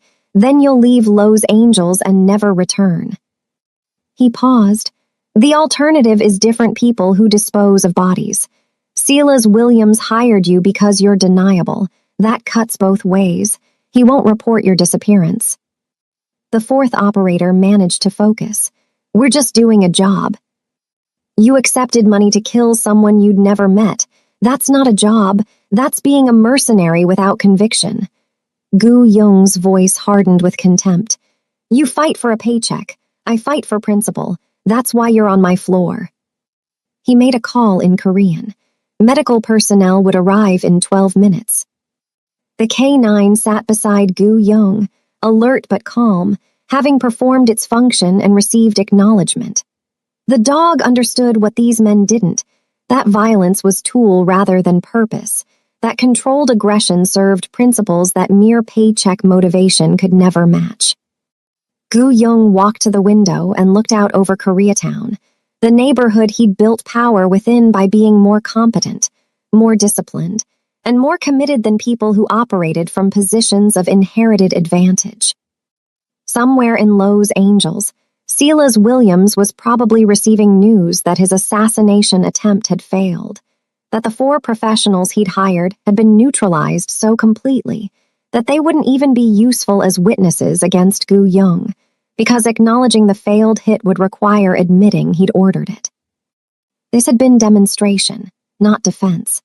Gu Young could have avoided these operators entirely, could have been elsewhere when they arrived, could have let them discover an empty office and report failure without engagement. Instead, he'd chosen to be present, chosen to dismantle them personally, chosen to send a message written in broken bones and humiliation. That Silas Williams's money couldn't purchase safety from someone who'd spent decades becoming more dangerous than any contractor wealth could hire.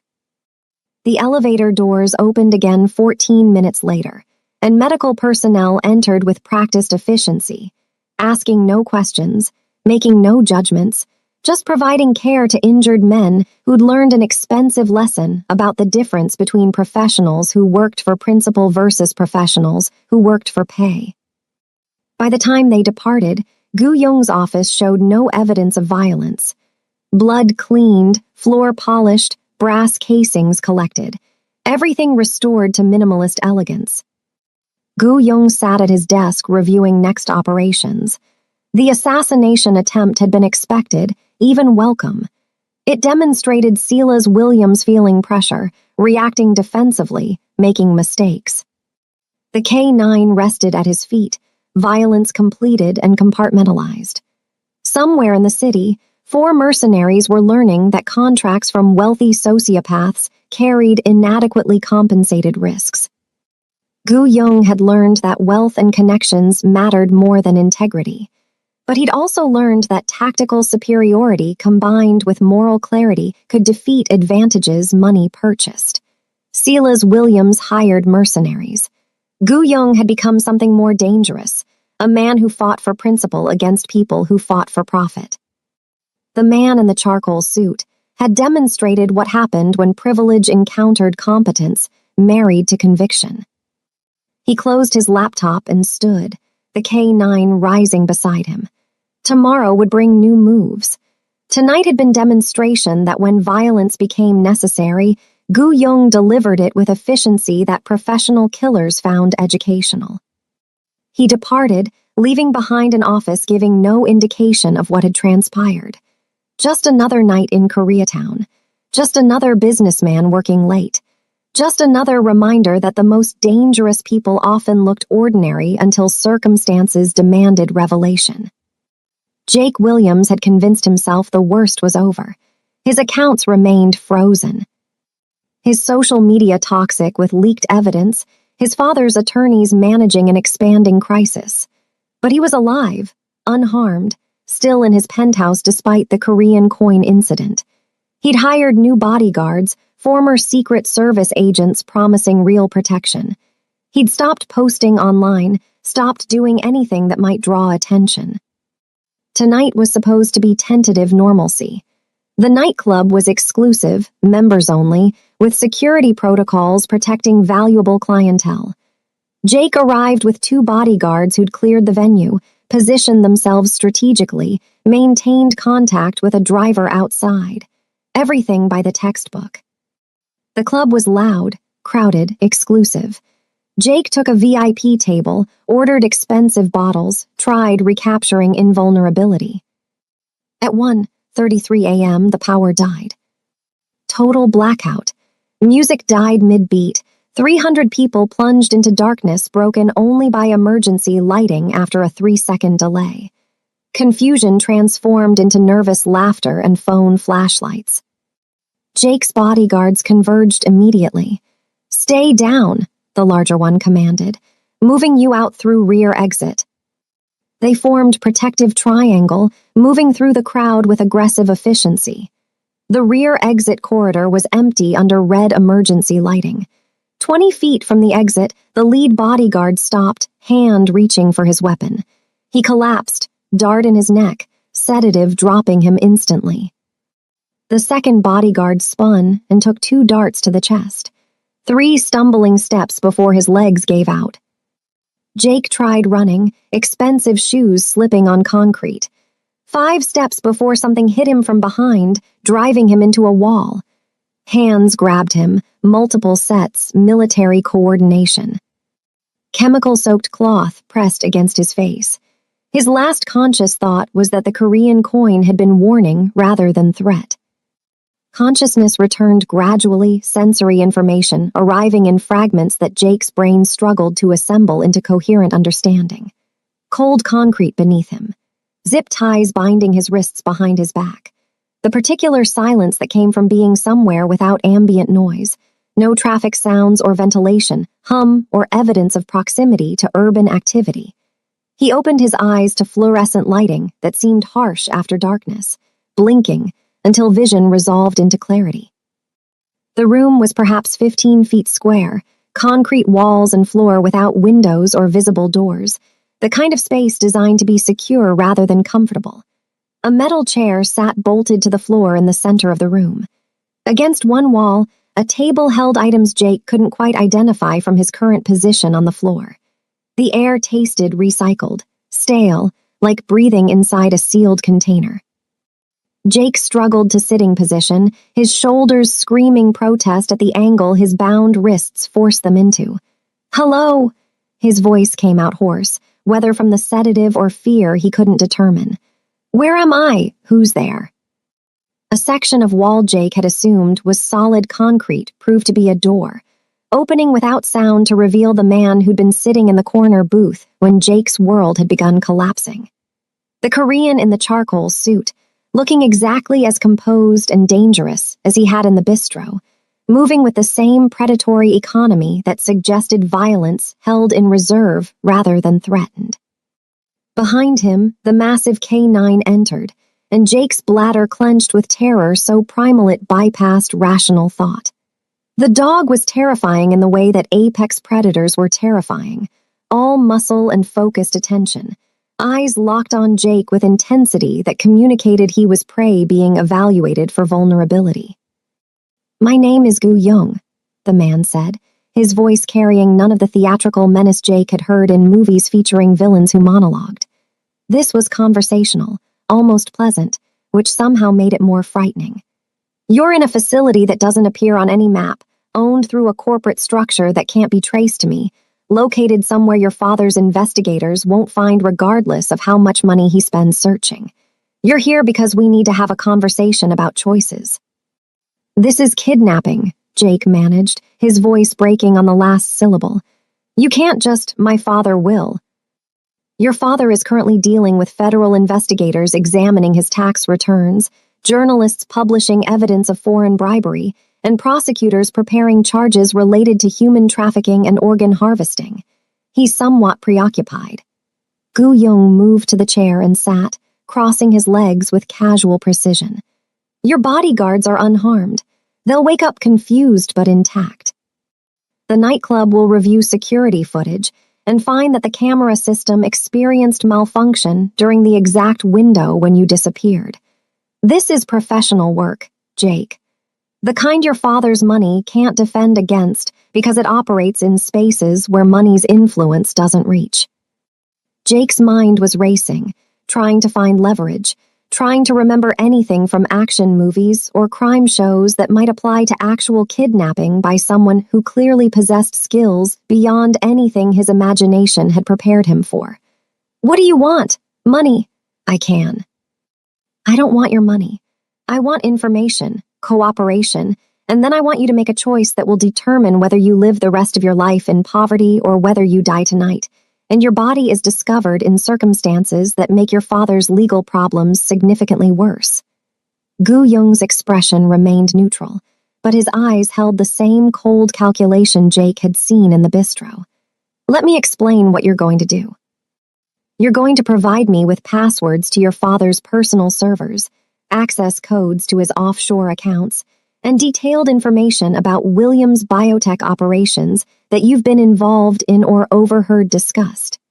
Then you're going to sign a confession detailing your father's crimes and your own participation in covering them up. I don't know anything about my father's business.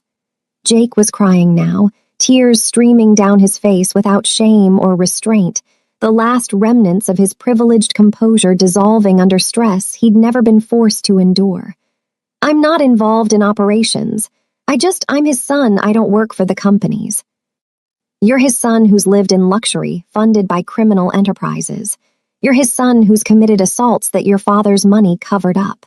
You're his son who posted videos humiliating service workers while knowing your father's lawyers would prevent consequences. Gu Young leaned forward slightly. You've spent 29 years benefiting from your father's crimes. Tonight, you're going to help dismantle the infrastructure that made those crimes possible. The K9 moved closer to Jake, close enough that he could feel the dog's breath, warm and carrying the scent of something carnivorous. Jake tried to push himself backward, but his bound wrists prevented meaningful movement. Please, I'll tell you whatever you want. Just keep that thing away from me.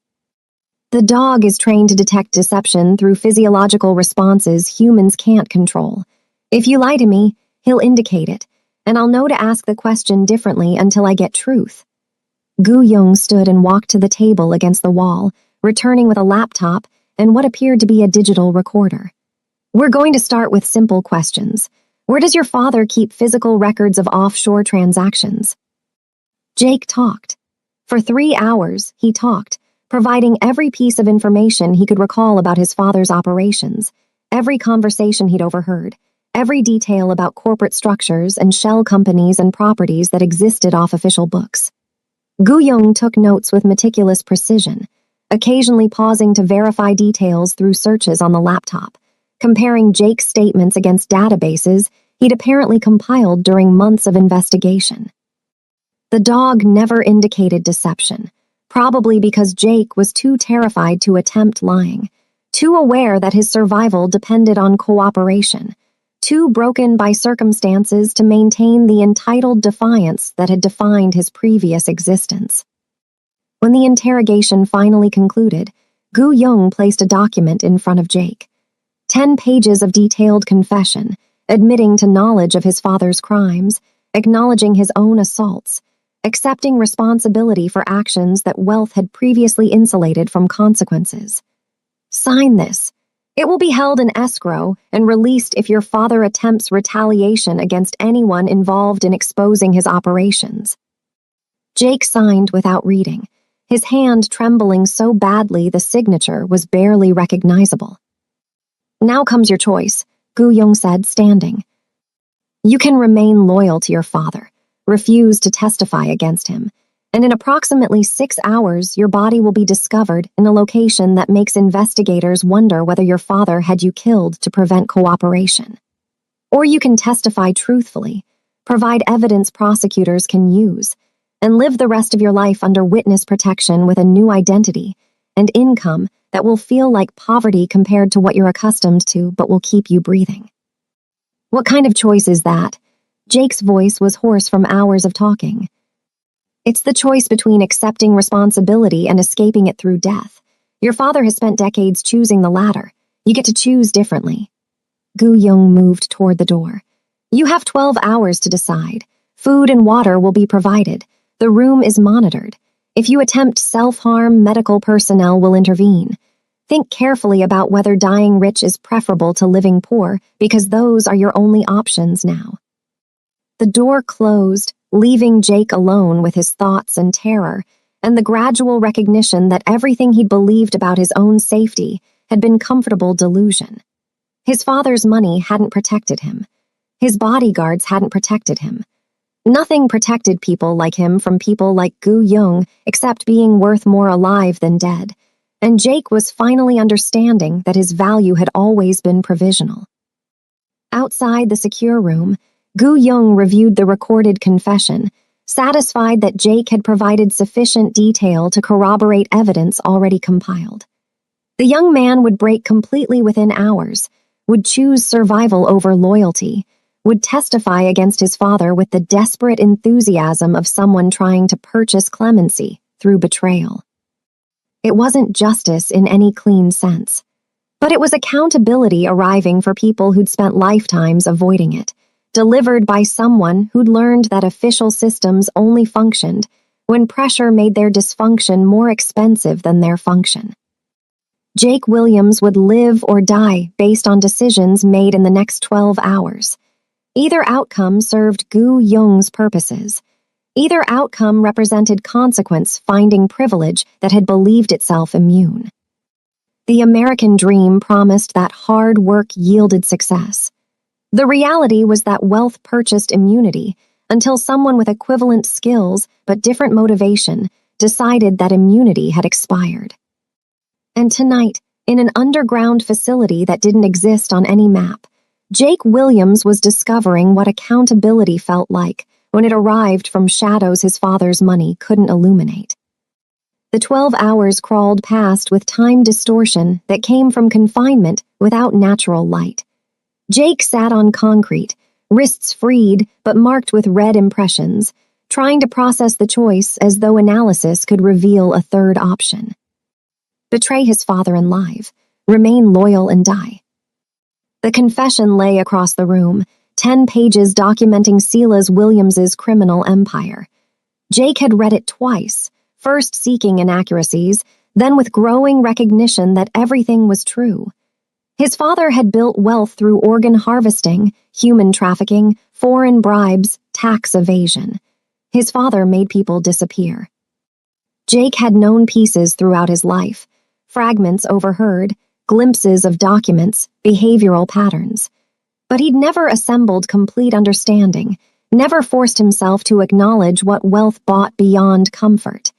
He'd maintained willful ignorance because accepting truth would have required questioning whether he deserved this life. Now he confronted what he'd avoided for 29 years. His existence had been subsidized by human suffering. The bistro incident hadn't been isolated cruelty. It perfectly represented his family's operation. Other people were instruments to use or obstacles to remove, never humans deserving consideration.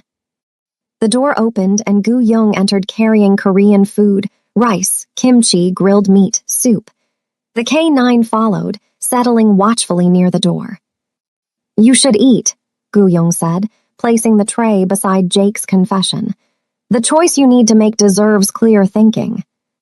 Jake stared at the food. How am I supposed to choose between destroying my father and killing myself? It's choosing between accepting consequences or becoming another casualty. Gu Young sat, relaxed but alert. Your father has made this calculation hundreds of times. He's always chosen self-preservation. You're his son. This is genetic. He's still my father. The words came out defensive, reflexive, the last gasp of family loyalty that had been Jake's only consistent principle. Whatever he's done, he's my father. Your father has spent your entire life using you as convenient prop for his respectable businessman performance. He funded your lifestyle not out of love, but because having a visible son reinforced his public image as family man rather than criminal enterprise operator. When you assaulted women, he covered it up not to protect you, but to protect his reputation.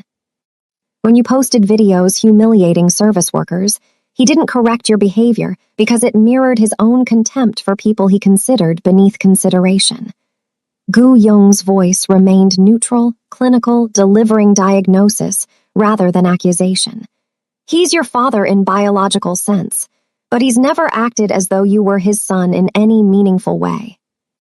Jake wanted to argue, but couldn't find words that would contradict what he'd observed throughout his life. His father had never attended his school events unless they involved wealthy families worth networking with. His father had never asked about his interests or aspirations beyond which university might provide best social connections. His father had provided money but never presence, funding but never engagement, resources but never relationship. The prosecutors building cases against your father have testimonies from 14 families whose relatives disappeared after working at Williams' facilities, Gu Yong continued. They have financial records showing $2.3 billion in offshore accounts funding bribes and tax evasion. They have evidence of organ harvesting operations that have processed at least 47 victims. But they lack the insider testimony that would make prosecution inevitable rather than difficult. Your confession provides that testimony. Your cooperation would ensure that your father faces accountability regardless of how many lawyers he hires or judges he's cultivated relationships with. And if I cooperate, what happens to me? Jake's voice was small, the voice of someone who'd already accepted defeat but still hoped to negotiate the terms. Witness protection, new identity, employment around $40,000 yearly, supervised restrictions on travel and communication. Handlers ensure you follow protocols. Gu Yong paused. Not imprisonment, not freedom either. You'll spend life looking over your shoulder, wondering whether strangers recognize you, whether your father's associates found you. That sounds like dying slowly. It's living with consequences. Most people call that normal existence. Gu Yong picked up Jake's confession. Your father built an empire on immunity through money, but money can't buy protection from people operating outside those systems. I'm proof. You're proof his immunity was conditional. Those conditions changed. Jake finally moved toward the food, not because he was hungry, but because doing something physical felt better than sitting paralyzed by impossible choice. He ate mechanically, the flavors barely registering through anxiety that had his stomach clenched too tight for normal digestion. How do I know you'll actually let me live if I cooperate?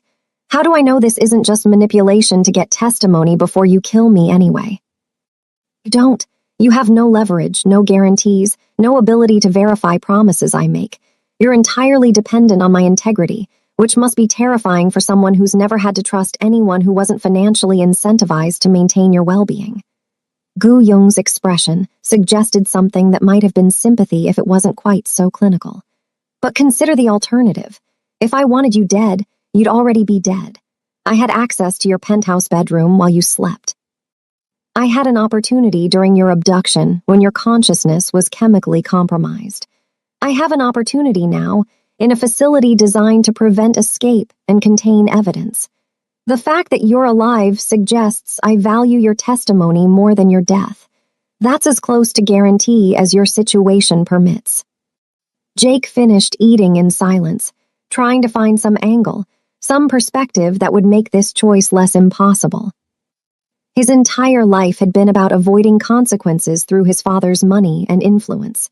Every assault covered up, every scandal managed, every problem resolved through resources that make accountability optional.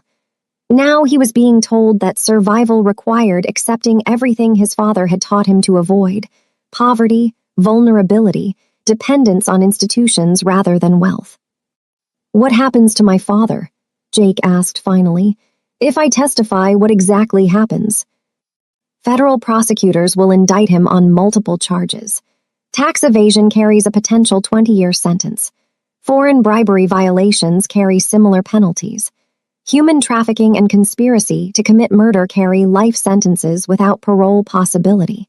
He'll be arrested publicly, probably at his office where the media can capture footage that will dominate news cycles for weeks. His assets will be frozen pending criminal forfeiture proceedings. His attorneys will mount sophisticated defense, attempting to exclude evidence and discredit witnesses. But your testimony, combined with documentation I've provided to journalists and investigators, makes conviction nearly certain. He'll die in prison. Yes, your father is 64 years old. Even if he receives concurrent sentences totaling 30 years, he'll die incarcerated. His wealth will be seized. His reputation will be destroyed. His business empire will be dismantled and sold to satisfy judgments from families whose lives he damaged. Everything he built will be erased, and his name will be remembered as a cautionary tale about criminal excess rather than business success. Gu Young returned to his chair. That's what your testimony purchases. Not just your survival, but his complete annihilation. So the question isn't whether you value your father's freedom over your own life. The question is whether you value his life's work enough to die protecting it, knowing that your death won't actually protect it, but will simply add another casualty to his legacy. Jake put his head in his hands, shoulders shaking with sobs he'd been suppressing throughout this nightmare. 29 years of privilege was ending with a choice between betraying the man who'd funded that privilege or dying to maintain loyalty that had never been reciprocated. His father had covered up Jake's assaults to protect reputation rather than son. His father had provided resources to maintain a useful prop rather than a beloved child. His father had built an empire on human suffering, while teaching Jake that other people's pain was irrelevant to their family's success. "I'll testify," Jake said finally, the words coming out broken by crying that had probably been building for years without outlet. "I'll give them everything I know. I'll cooperate completely. I'll do whatever keeps me breathing, even if that breathing happens in some shitty apartment in some nowhere city where I'm working retail for minimum wage." That survival instinct overcoming learned loyalty. It's the first honest choice you've probably made in your entire life. Gu Young stood. "Federal prosecutors will arrive within the hour to take your statement. They'll transport you to a secure facility where witness protection protocols begin immediately. You'll likely never see Lowe's angels again. You'll certainly never see your father except possibly through courtroom glass if you're required to testify in person. Your old life ends tonight. What replaces it won't be comfortable, but it will be yours in ways that nothing funded by your father's money ever was. Will I ever feel safe again? No, safety is an illusion that wealthy people maintain by insulating themselves from reality. You're going to live in reality now, where safety is provisional, and consequences are permanent and choices matter because you can't buy your way out of them." Gu Young moved toward the door, the K9 rising to follow. "Welcome to how most people live, Jake. It's terrifying and uncertain and requires constant vigilance, but it's authentic in ways your previous existence never was." The door closed, leaving Jake alone with his confession and his choice and his future that would consist of looking over his shoulder while working jobs that his previous self would have considered beneath consideration. He'd chosen survival over loyalty, fear over pride, poverty over death. In making that choice, he'd finally accepted responsibility for participating in family enterprise built on human suffering. Somewhere in Lowe's Angels, Silas Williams was probably conducting business, as usual, confident that his money would protect him from consequences that were finally arriving. He didn't know yet that his son had broken, had chosen self-preservation over family loyalty, had provided testimony that would ensure his empire collapsed completely. The American dream had promised that hard work yielded success. Silas Williams had proven that crime combined with wealth yielded immunity. But Jake Williams was discovering a third principle, that immunity was always temporary, that consequences eventually arrived regardless of wealth, and that survival sometimes required betraying everything you'd been taught to value. Gu Young watched through monitors as federal prosecutors entered the secure facility to take Jake Williams into custody. The young man would spend the rest of his life in relative poverty, always wondering whether that stranger on the street recognized him, whether his father's associates had finally located him, whether survival had been worth the cost of betrayal. But he would be alive, and his testimony would ensure that Silas Williams experienced consequences that wealth had convinced him would never arrive. That wasn't perfect justice, but it was accountability delivered with precision to people who'd spent lifetimes avoiding it. The K-9 rested beside Gu Yung's chair, mission accomplished, understanding that the hunt was moving into its final phase. Tomorrow would bring arrests and media coverage, and the spectacular collapse of an empire built on human suffering. Tonight had simply been the moment when the empire's heir chose survival over loyalty, and unknowingly ensured that his father's immunity expired permanently. Jake Williams had made his choice. Now Silas Williams would face consequences that decades of wealth had convinced him were impossible. And Gu Yung would watch from shadows as the American legal system finally functioned correctly, not because institutions had developed integrity, but because someone had made their dysfunction more expensive than their function. The weight of consequence had finally found people who'd spent lifetimes avoiding it. And in an underground facility that didn't exist on any map, Jake Williams was learning that survival sometimes required becoming the person your father taught you to despise. The federal courthouse in downtown Los Angeles had witnessed countless perp walks over its 70-year history, but the crowds gathering along Spring Street at 9:47 a.m. suggested this one would be different. News vans lined both sides of the block, satellite dishes extended toward gray morning sky, reporters practicing sound bites while camera operators jockeyed for optimal angles. Behind police barricades, protesters held signs with messages ranging from demands for justice to accusations of corruption. Some carried photographs of missing relatives who'd worked at Williams' facilities. Others simply stood in silence, bearing witness to a moment that felt less like standard legal proceedings and more like the collapse of an entire system of impunity. Inside the courthouse, Silas Williams sat in a holding cell designed for temporary detention of defendants awaiting arraignment. He wore a custom suit that probably cost more than the annual salary of the public defenders who worked 3 floors above him, but the suit couldn't disguise what the past 72 hours had done to his appearance. His face showed the particular exhaustion that came from discovering that wealth couldn't purchase solutions to certain problems. His eyes carried the hollow recognition that the machinery he'd spent decades building and maintaining had turned against him with mechanical efficiency. The charges filed by federal prosecutors read like a catalog of institutional failure, 37 counts spanning tax evasion, foreign bribery violations, conspiracy to commit human trafficking, accessory to murder, obstruction of justice, and racketeering. Each count represented years of criminal activity that had been documented, investigated, and then mysteriously abandoned by prosecutors who decided that pursuing a billionaire was professionally inadvisable. But the documentation Rachel Okonkwo had published in a series of devastating articles over the past week had made abandonment impossible. The evidence was too comprehensive, too well-sourced, too damning to dismiss as conspiracy theory or business competitor sabotage. The Los Angeles Times had run the tax evasion story first, methodically detailing how Williams had moved $2.3 billion through offshore structures specifically designed to avoid federal taxation. The story included actual tax documents, communications between Williams and his accountants discussing evasion strategies, and expert analysis explaining how the schemes violated multiple provisions of federal tax law.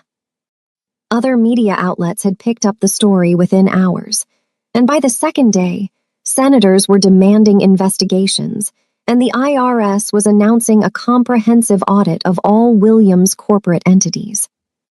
The foreign bribery story had followed 3 days later, building on the tax evasion foundation by demonstrating that the offshore structures weren't just tax avoidance, but mechanisms for paying bribes to government officials in 7 countries. Rachel had named names, provided dollar amounts, included communications showing Silas Williams personally authorizing payments that violated the Foreign Corrupt Practices Act. The State Department had issued carefully worded statements acknowledging awareness of the allegations and promising cooperation with any investigations. But the third story had been the one that transformed Silas Williams from complicated businessman into monster, requiring immediate prosecution. The organ harvesting operation, documented with facility locations, financial ledgers, victim testimonies, and communications showing direct involvement by Williams in operational decisions. Rachel had published photographs of the Riverside warehouse after Gu Young's raid, interviewed 3 of the rescued workers who'd agreed to speak publicly despite immigration concerns, and included expert analysis from medical ethicists explaining exactly how the operation had functioned and why it represented one of the most systematic violations of human dignity in recent American history. The public reaction had been immediate and overwhelming. Protests outside Williams' corporate headquarters, calls for boycotts of any business associated with the Williams name, demands that prosecutors who'd previously declined to investigate be held accountable for their inaction. The machinery that had protected Silas Williams for decades had disintegrated in less than a week, not because institutions had suddenly developed integrity, but because the cost of protecting him had become greater than the cost of prosecuting him. Federal marshals arrived at the holding cell to transport Silas Williams to the courtroom for his arraignment. They processed him with professional detachment, neither sympathetic to his fall nor celebratory about his capture, just executing their function within a system that was finally operating as designed. Williams walked through corridors flanked by marshals, his expensive shoes clicking against linoleum floors that had been walked by thousands of defendants who discovered that American justice was indifferent to their previous status once prosecution commenced. The courtroom was packed beyond capacity, every seat filled with journalists, victims' family members, legal observers, and citizens who'd taken the morning off work to witness this particular moment of accountability. The gallery erupted in muted reaction when Williams entered. No cheering because the judge wouldn't permit it, but a collective exhale that suggested people had been holding their breath waiting for confirmation that this was actually happening. The arraignment proceeded with bureaucratic efficiency. The prosecutor, a career federal attorney who'd built her reputation on complex white-collar cases, read the charges in a voice that conveyed neither triumph nor vindictiveness, just steady presentation of facts that spoke for themselves. Williams's attorney, one of the most expensive criminal defense lawyers on the West Coast, entered a plea of not guilty and requested bail with conditions that would allow his client to remain free pending trial. The prosecutor objected, citing flight risk, given Williams's significant financial resources and connections in countries without extradition treaties. The judge, a woman in her early 60s who'd been appointed to the federal bench after spending 20 years as a prosecutor, listened to both arguments with an expression that suggested she'd already made her decision before the hearing started. She denied bail, citing the severity of the charges, the strength of the evidence presented in the prosecutor's filing, and the very real concern that a man with Williams's resources could disappear before trial if given the opportunity. Silas Williams would remain in federal detention pending trial, his assets frozen pending criminal forfeiture proceedings, his empire effectively dismantled before he'd even been convicted. The courtroom erupted again as Williams was led away in handcuffs, this time with sounds that the judge didn't immediately silence, the cathartic release of people who'd watched powerful men escape accountability for so long that they'd stopped believing justice was possible.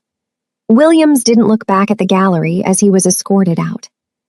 His face showed the particular defeat that came from understanding that everything he'd built was being stripped away with the same systematic efficiency he'd once used to destroy others. Outside the courthouse, Rachel Okonkwo stood among the media scrum, fielding questions about her investigation and the sources who'd provided the evidence. She was careful, practiced, revealing nothing that would compromise her journalistic integrity while making clear that the documentation spoke for itself. When asked whether she believed Williams would be convicted, she simply said that prosecutors had evidence sufficient to prove their case beyond reasonable doubt, and that the American legal system was finally functioning as it should. 3 miles away, in the industrial corridor of Riverside, where the organ harvesting warehouse had operated, a different kind of transformation was occurring. The facility that had been used to process human beings like inventory was being converted into something that represented the opposite of its previous function. Workers were removing medical equipment that had been installed for exploitation and replacing it with counseling offices, legal aid workstations, and community gathering spaces. The building was becoming a survivor resource center, a place where immigrants could access services without fear, where people whose lives had been damaged by Williams' operations could receive support in rebuilding. Montessa Daniels stood in what had been the containment area where her sister Kendra had likely been held before disappearing. The space was being transformed into a memorial garden, names of victims etched into stone markers, surrounded by plants that required tending and care. Kendra's name was there, along with 13 others whose families had never received closure, whose disappearances had been processed as statistics rather than tragedies. Montessa placed her hand on her sister's marker, and for the first time since learning the truth about what had happened, she felt something approaching peace. Not justice in any pure sense. Kendra was still gone, that loss permanent and irreversible. But accountability had arrived for the people responsible, and the space where her sister had suffered was being reclaimed for purposes that honored rather than exploited human dignity. The burns on Montessa's chest and shoulders had healed to the point where physical therapy was showing real progress. The scarring would be permanent, a reminder written on her skin about the day her life had intersected with people who viewed her as disposable. But Gu Young had ensured she had resources to manage the medical costs, had provided housing and income while she recovered, had demonstrated that protection meant more than just preventing harm. It meant ensuring people could rebuild after harm had occurred. She turned from the memorial markers to find Gu Young standing near the entrance to the garden, the K9 beside him as always, both of them maintaining the watchful presence that had become familiar over the past weeks. He approached with the same measured precision that characterized all his movements, neither hurried nor hesitant, just purposeful. "The center will be operational within 30 days, Gu Young said, his tone conversational despite the weight of what they were discussing. "It will provide legal assistance, medical care, job placement, and counseling for anyone affected by Williams' operations or similar exploitation. The funding comes from assets seized during the criminal investigation, which seems appropriate." "My sister would have liked that," Montessa replied, her voice steady despite the emotions the conversation evoked. She always wanted to help people. She went into laboratory work because she thought medical research would make a difference. Instead, she discovered that the company she worked for was murdering people and got killed for trying to do the right thing.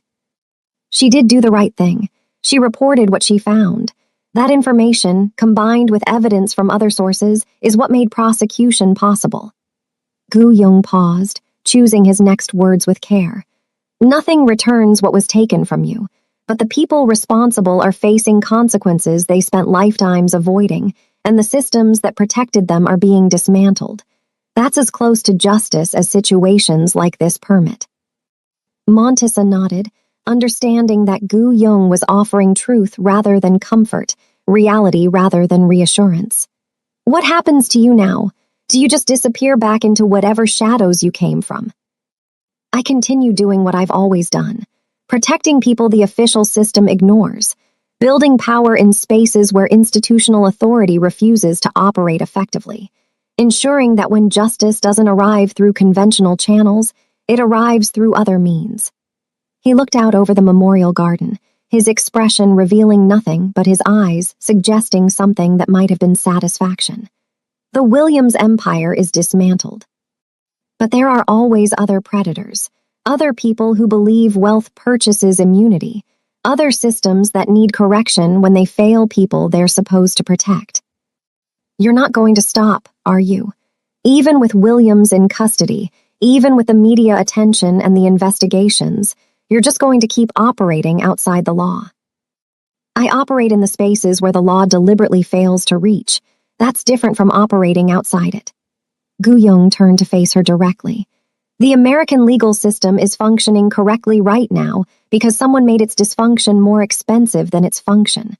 Without that external pressure, Silas Williams would still be free, still operating his criminal enterprises, still destroying lives.